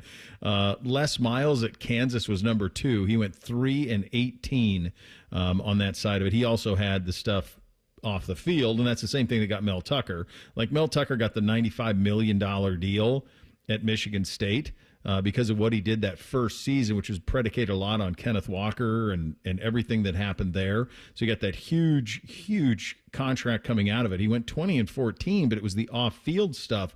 Wasn't that accusation? Whatever happened with that? That was the. I think he's still suing the university for wrongful termination, but it was the sexual assault. Not advocate, but the woman, Brenda Tracy, who would go around the country and speak to teams about sexual assault and, try to teach them on how to not do it. Yeah. For lack of a better way to phrase it. Where the that's where the accusation came from, was from her. I'll tell you one on this list that made no sense at the time of hire. played out that way, if you followed recruiting at all, and you followed just human disposition at all, you knew this one would fail, and that's Jeremy Pruitt at Tennessee. Jeremy Pruitt bounced around as coordinators all over this place. He'd been at Florida State. He was at Georgia under Mark Richt. He was under Nick Saban at Alabama. But he was always a prickly dude and was not much of a personality. And so the idea that like he could be the front-facing part of an organization was something that I was always very dubious to think could happen. And he was run at Tennessee. They tried to fire him with cause, didn't they? And I believe with all of that, I believe he's suing them for a second time right now with all of that, trying to get some of his money, saying that it wasn't for cause and that these things were happening before he was there and all of that. So I believe that he's involved in his second lawsuit against Tennessee at the moment. The number one on this list is Chad Morris, who was a brilliant offensive coordinator at Clemson from 11 to 14, was a Texas high school coach, and that's kind of where it came from, one of the kind of originators of the spread offense in Texas high school football. And then he was hired at Arkansas from 18 to 19. And so that was part of it. But that was he was hired from there from SMU, was he not? He went from Clemson to SMU and then Arkansas. Yeah. I think is what it is. Yeah, he went 4-18 at 2 years at Arkansas. I think one thing that is kind of consistent here is how many of these places could anybody win at? I mean, this is, when you're talking about like in the modern college football, the top on this list, the top three are Arkansas, Kansas, and Purdue. And we know Kansas had a decent year 2 or 3 seasons ago with Lance Leipold, but it's hard. It kind of fell off here. It's interesting you say that, though, but 2 of the schools on the list are Tennessee, and then the one that I think was always the head-scratcher, Arizona State and Herm Edwards, and both of them were obviously in the playoff last year. Yeah, and both and Herm Edwards at Arizona State, that was a situation where, like, wait a second, you're going to pay me this much to coach this, and I'm just going to get a bunch of guys who played for me who had NFL experience. And I mean, he had, I want to say, like, wasn't why am I blanking? Marvin Lewis. Wasn't Marvin Lewis on that staff? Yeah, at Arizona State. A bunch of the NFL guys with him. Yeah, he had a bunch of those guys. They're like, hey man, let's play some golf. Scottsdale, Tempe, let's go. Who loses here? So that's one of the things that happened too, was kind of that. I'll tell you what's amazing is there's not a single Ohio State. This is one of the great successes of this program, that they never had one of these, because Nebraska's got 2 on this list. And you could probably argue that even going all the way back to Bill Callahan maybe ought to be on this list too, because the firing of Frank Solich is what really started this incredible downward spiral for them that's been 20 plus years in the making. I don't know if Matt Rule can get out of it or not, but this is a long death spiral that football program has been in over the last, it's over 20 years now.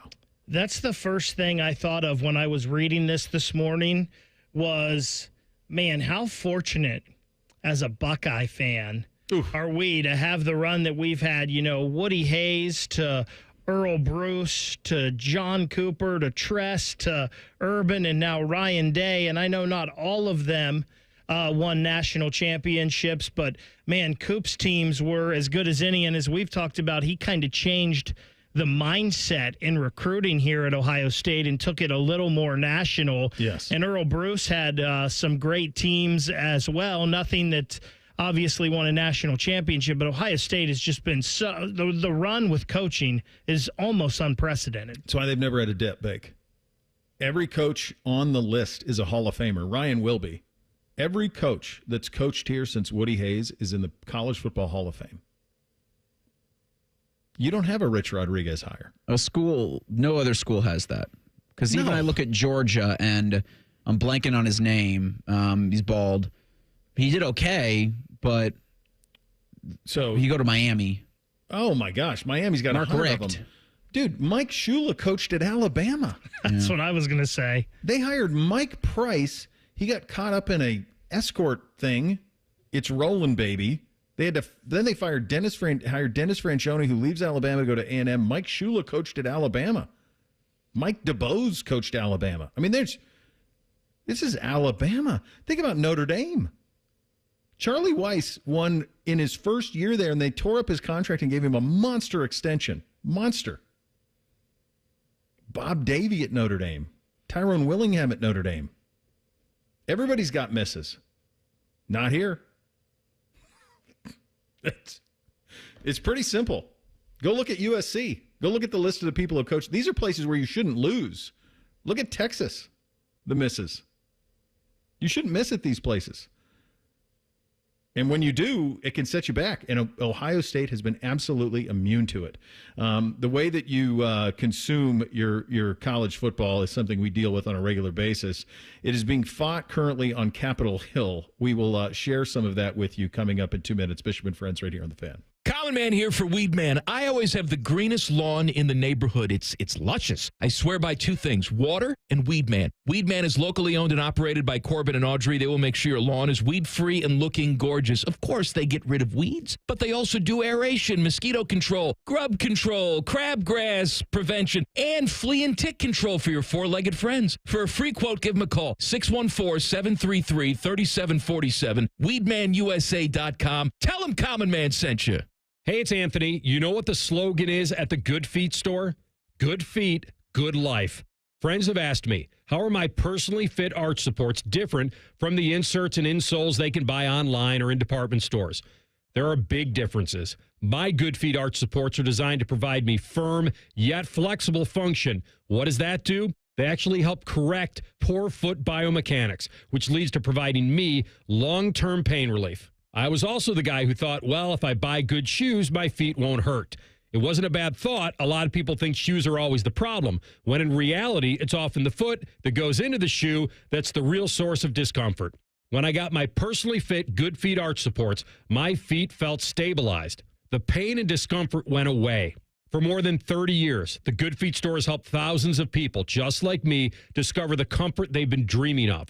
They're on Stringtown Road in Grove City or Polaris Parkway. Learn more at goodfeet.com. Guys, what's up? It's Matty Ice, and I'm here with Wendy's. And if you're looking for your next sandwich love, check out the Cajun Crunch Chicken Sandwich. This sandwich really has me feeling the heat, and it's packed with bold Cajun flavors that add that perfect little kick. Plus, it's topped with crispy onions that give it a satisfying crunch in every single bite. And did I mention this is all on top of Wendy's iconic spicy chicken sandwich? So if you love that, you have to get your hands on this Cajun Crunch Chicken Sandwich before it's gone. For that little extra kick, it's got to be Wendy's, open until midnight or later.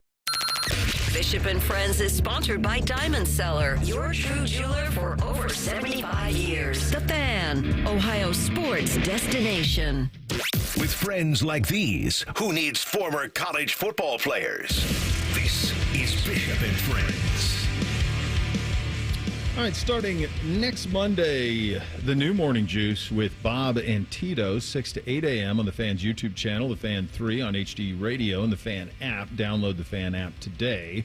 Then 10 to noon, you can watch on 10 TV Plus, free streaming app available on Roku, Amazon Fire, and Apple TV. You can download that today. And then right here on the Fan, your new lineup starting on Monday, May 12th, 6 to 9, T-Bone and Tyvis, 9 to noon. We stay right where we're at. Noon to 3, Rothman and Ice, and 3 to 6, Man and Timmy will hit 3 to 6, and then 6 to 8 will be the Buckeye Show with Beam. So that you have to look forward to starting next Monday. Joe Flint of the Wall Street Journal has taken it upon himself to live tweet what is happening in the Senate Commerce Committee hearing on sports streaming. By the way, yes, this is the one that the NFL is skipping. And the beef of the various folks here, and this is a quote from Senator Ted Cruz, Americans come together to cheer, to hope, to believe. Why does it seem to be getting harder and more expensive just to watch the game? It's frustrating and annoying to dedicated sports fans. Ted Cruz continues, given that sports fans can get special treatment under the sports franchises can get special treatment under the law and a press protection nonprofit status, taxpayer financing of stadiums, what can fans get in return? One thing that I do think is interesting here, Cruz acknowledges that the NFL is tiptoeing up to the line of the SBA Act. This is the thing that keeps the NFL from playing on Friday nights and Saturdays until into December. And he acknowledges that they're tiptoeing up to it with the on Black Friday game. They're not supposed to be doing that based on the SBA Act, which protects Friday night and Saturdays for college football. I do think it shouldn't be lost on any of us that the NFL is like, yeah, we're good. We're not going to attend. That tells you about how seriously they take any of this. Cruz continues, streaming may very well be the future, but it shouldn't sideline the fans. I really don't know what they're going to get done out of this. Like, this is business. Yeah, I guess that's all that it is. There's nothing that is going to come of this from a substantial standpoint. They've all taken the money already. They can maybe, once some of the contracts lapse, step in and no, there's nothing. Like, from my vantage point, this is all possible. Anytime anybody goes to Capitol Hill with any kind of complaint, like if Nick Saban's pulling the president aside and says, Mr. President, we got to fix this NIL. Yeah, right. Doing it as just a show. Like, this is all sparkle with zero substance. Because if you go in front of a judge, judge will say, well, what'd you sign? What's the contract say? What am I legally allowed to uphold? Well, okay, then please leave. You're never going to hold up in any sort of court of law when you are getting the most amount of money for your commodity. Like, you took the money. Like, that's exactly what it's for. The EVP of Media for Major League Baseball, this is interesting. Major League Baseball has a goal of eliminating its territorial restrictions. They also acknowledge that the RSN model has begun to crumble. Oh, it's already in tatters. The NBA, Major League Baseball, and the NHL are all there. The NFL is not, nor is any sort of college football or any of those things. NFL media head Bill Koenig says the new deals with ESPN, NBC, and Amazon means fans will have unprecedented access. Really? What's unprecedented access? How much more access do we need to all this stuff? I don't think that's what fans care about at all. They already have all the access you want. Do you care about access? Joe Flynn of the Wall Street Journal with this translation. I will translate this hearing. Sports exec, we appreciate your interest in this matter. Translation, stay out of our business and focus on more important things. Yeah, run the country, dude. Or dudes. It's funny. This is from Senator Amy Klobuchar, that essentially we're to the point where the amount that it is costing to stream all of those is very similar to the price you used to pay for, guess what? Cable. If you want to watch all your sports, it already happened. It was called cable. And that's about where you're at now on a spend.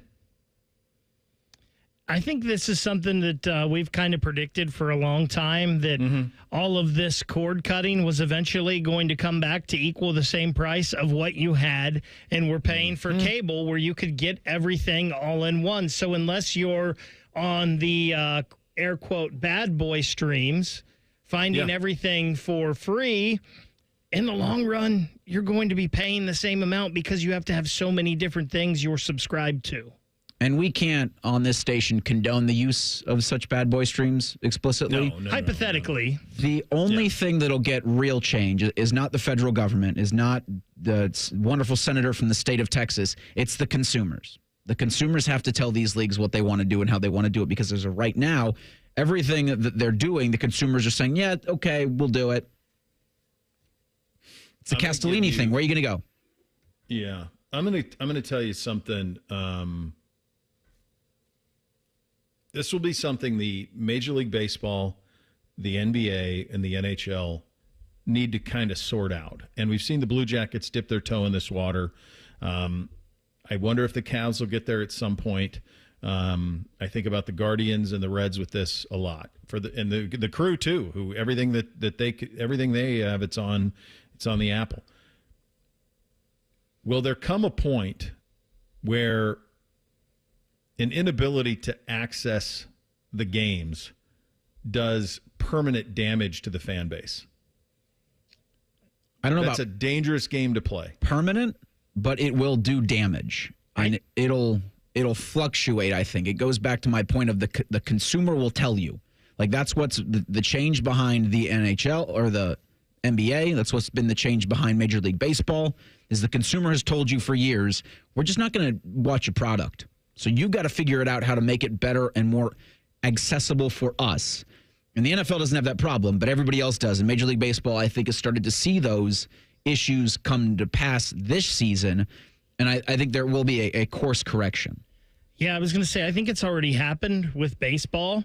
And we saw that with baseball trying to play hardball with ESPN. And they're like, well, see you later. And no deal was going to be half as much as what they were getting. And I think you kind of saw it this year with the Guardians a little bit in the fact that, hey, $99, come watch our games for. I don't think anybody was subscribing to it. So they're like, well, we got to get this back on cable quickly.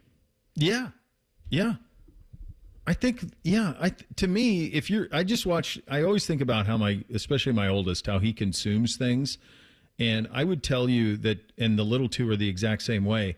Fellas, where do you think the first place they look for content is? If they want to see what's on, which they don't ever do, but if they want to go watch something. ESPN? I was going to say Netflix or Netflix or social media. YouTube. And we don't even have YouTube TV. We don't have YouTube TV. We have cable. I pay for 75 streaming services. But if you allow them idle time and they go to seek something out, YouTube's where they go.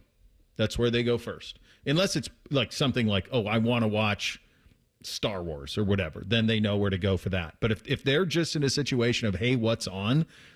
They don't do that. They go to YouTube.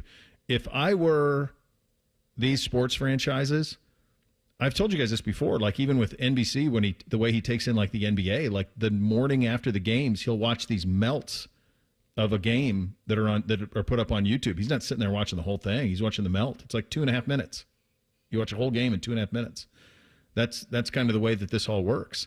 So they have to find a way to reach these kids. They have to, because they are the future of their business. And I think football is largely immune to this. It's once a week. It's a thing to do. It's a social gathering. It's what you do on a Saturday or Sunday. So I think football is largely fine. Folks are always going to go to it. Fantasy football is what it is. It continues to go up and up and up from a rating standpoint. I think everybody else ought to have some level of concern for the next generation, because you guys grew up in an area where if you grew up a kid in Central Ohio like you guys did, you liked the teams from Ohio. Why? In part. Sure, some family stuff, but also because it was on. You could watch it. You can watch anything now. And to your point of these leagues should have concern, I think they do have concerns that they're just voicing to the wrong group. Yeah.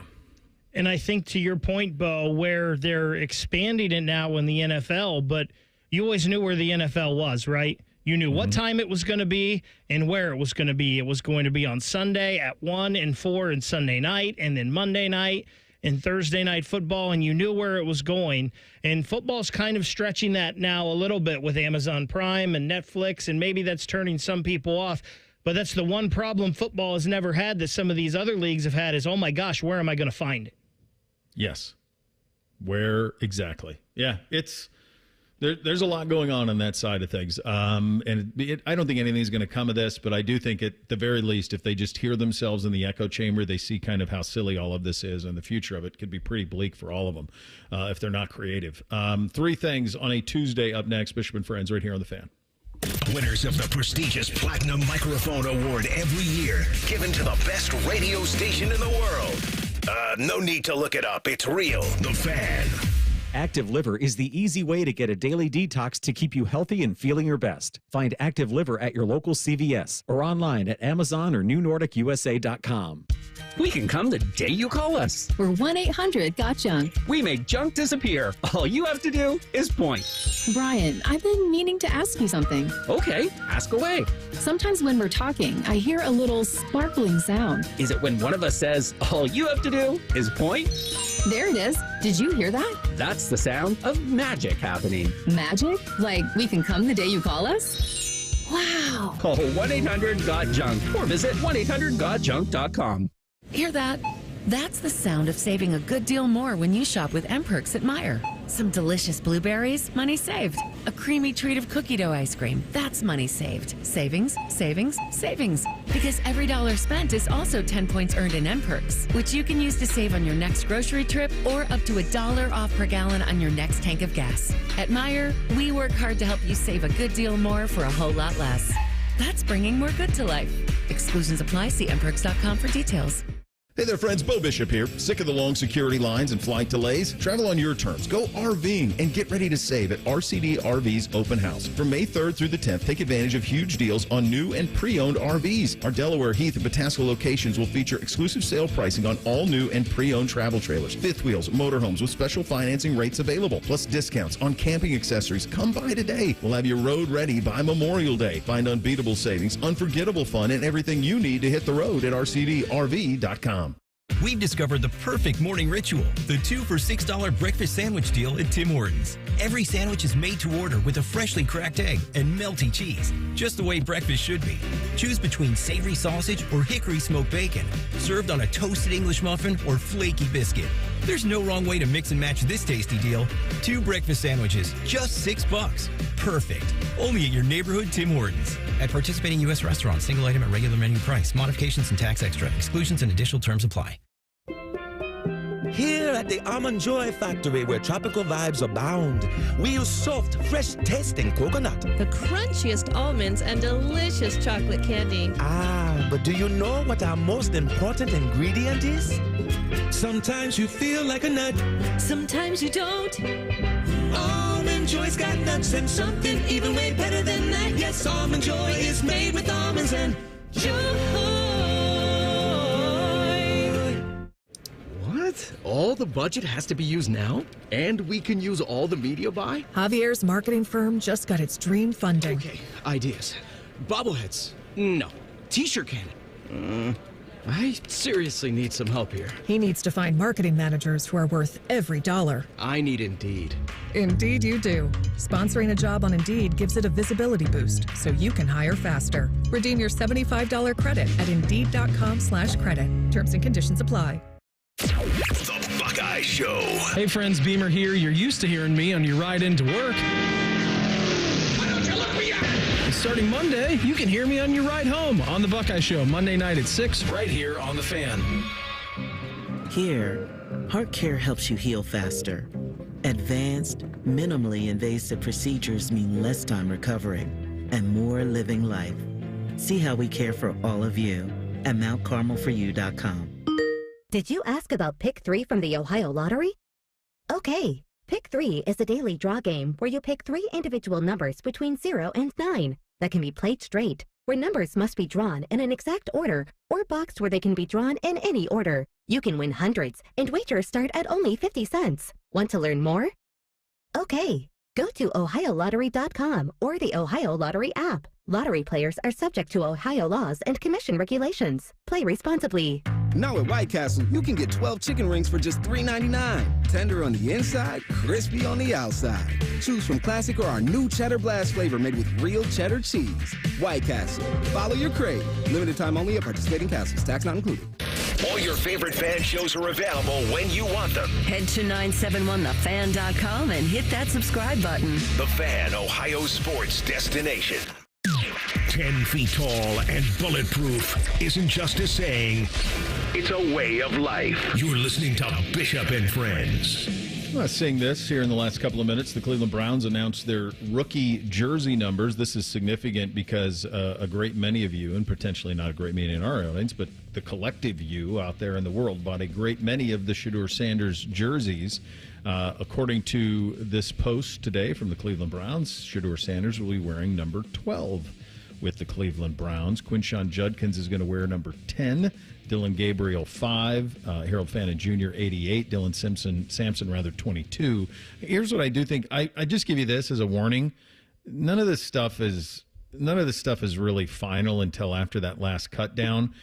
So if you're curious why Shedeur Sanders is not wearing number 2, it's because wide receiver DeAndre Carter, a vet who they acquired in the offseason, is going to wear number 2. Stefanski gives vets first dibs. Right, same example you had there, Bake. Who's that? gives vets first dibs on numbers. So Martin Emerson Jr. is going to go from 23 to 1, so he's going to wear number 1. Kenny Pickett has 8, which is why Dylan Gabriel is in 5. The one thing that I'm not certain of is I thought I heard in a video that the Browns put up that Judkins asked for 1 and 5. He was a second-round pick ahead of Gabriel. I wonder why Gabriel got 5 instead of Judkins. I don't love 10 for Judkins. Doesn't seem right to me. Yeah, and I don't know that he stays there either. Probably switch it up. I don't know if he stays there or not. I mean, that's one thing that happens here is, DeAndre Carter is no lock to make the Cleveland Browns, and he's wearing number 2. So that's something to watch a little bit. Former Buckeye Jerome Baker's up in Cleveland. He's going to wear 17, which he wore that here, did he not? Pretty sure he did.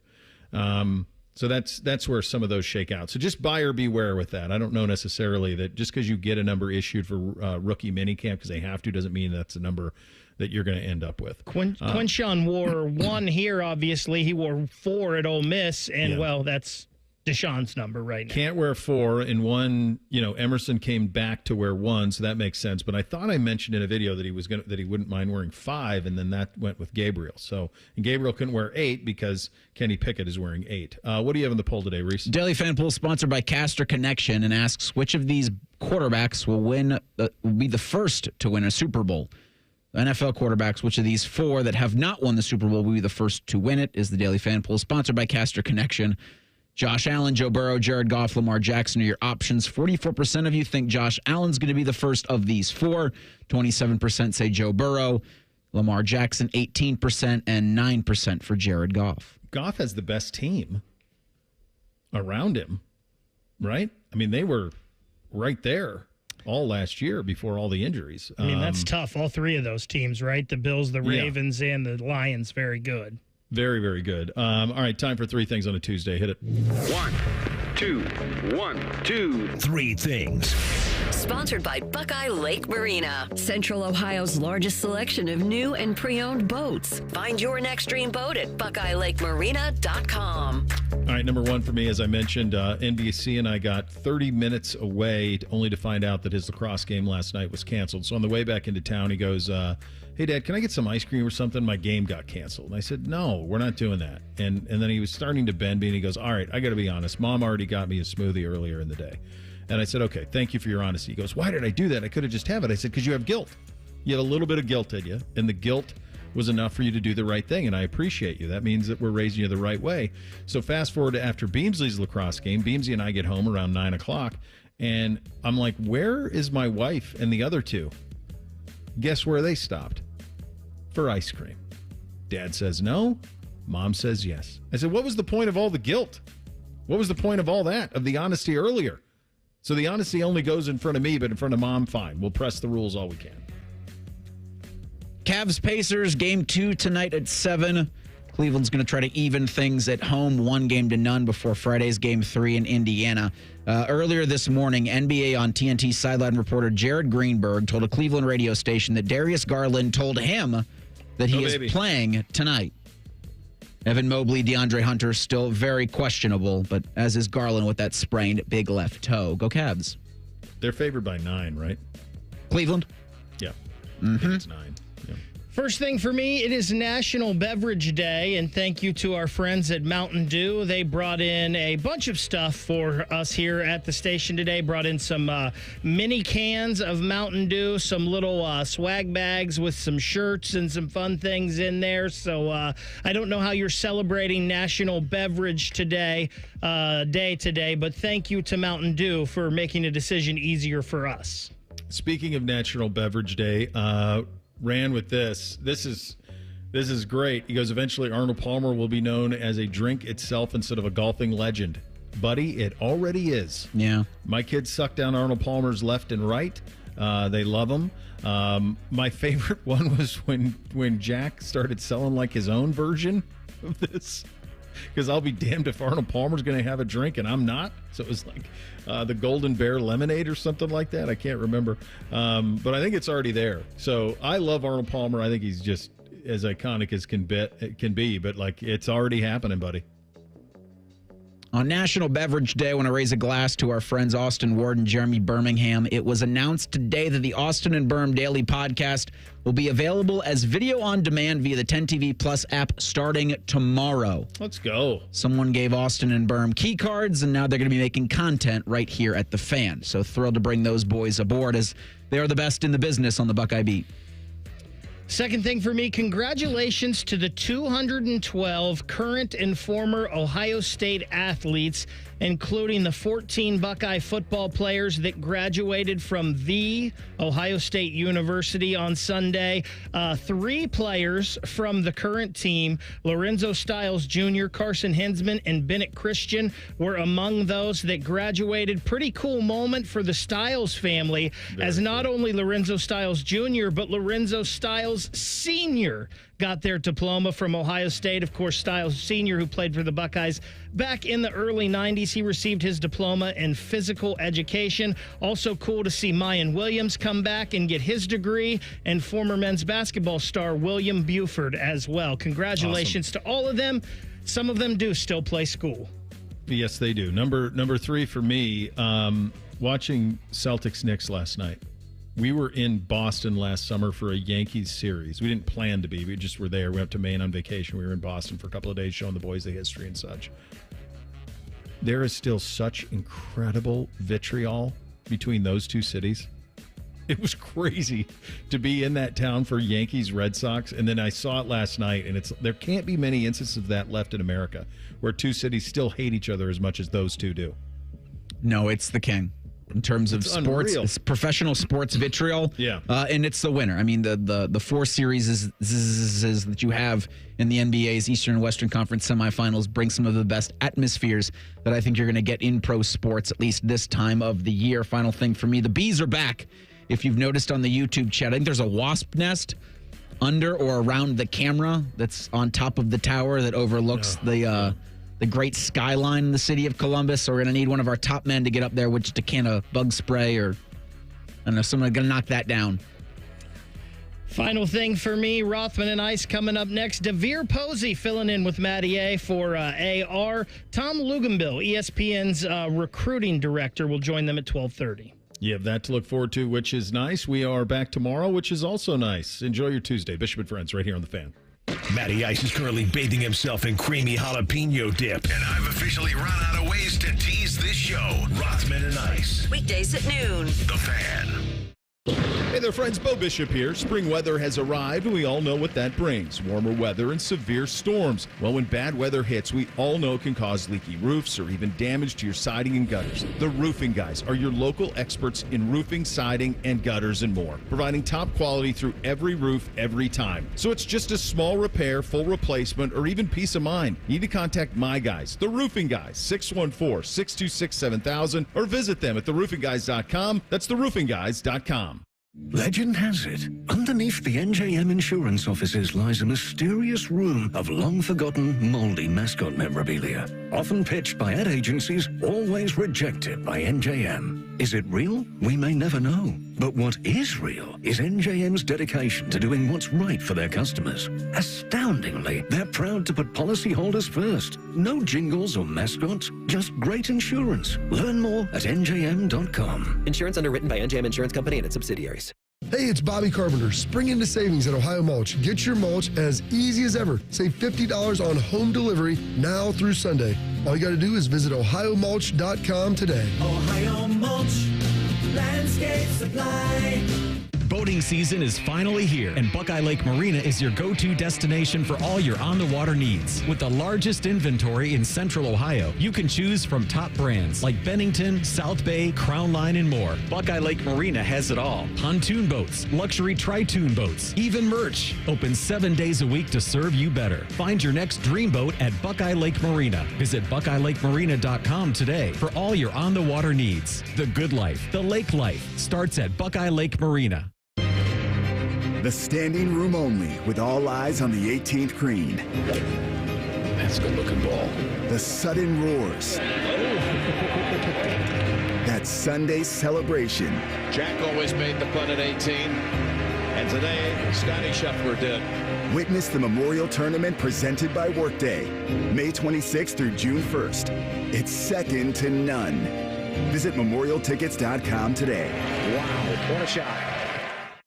Social media is fun, but it's not the whole picture. Comparing yourself to what you see online can be stressful. For more tips on reducing stress, go to mha.ohio.gov/check-in. A message from the Ohio Department of Mental Health and Addiction Services. Hey, it's Bobby Carpenter. I know firsthand what it's like to battle through joint pain. After years of the hard hits and the wear and tear on the field, I thought pain, it was just going to be something I had to live with. Let me tell you, that's no longer the case thanks to QC Kinetics. For over 8 years, QC Kinetics has been leading the charge nationwide in non-surgical joint pain relief, helping over 50,000 patients get back to doing what they love, pain-free. Whether it's your knees, back, hips, shoulders, you pick it. If joint pain's been slowing you down, you need to hear about what Dr. Aaron Walkoff and his team in Columbus are doing. They're using cutting-edge regenerative medicine, natural biologic treatments with powerful healing properties to repair and restore damaged joint tissue.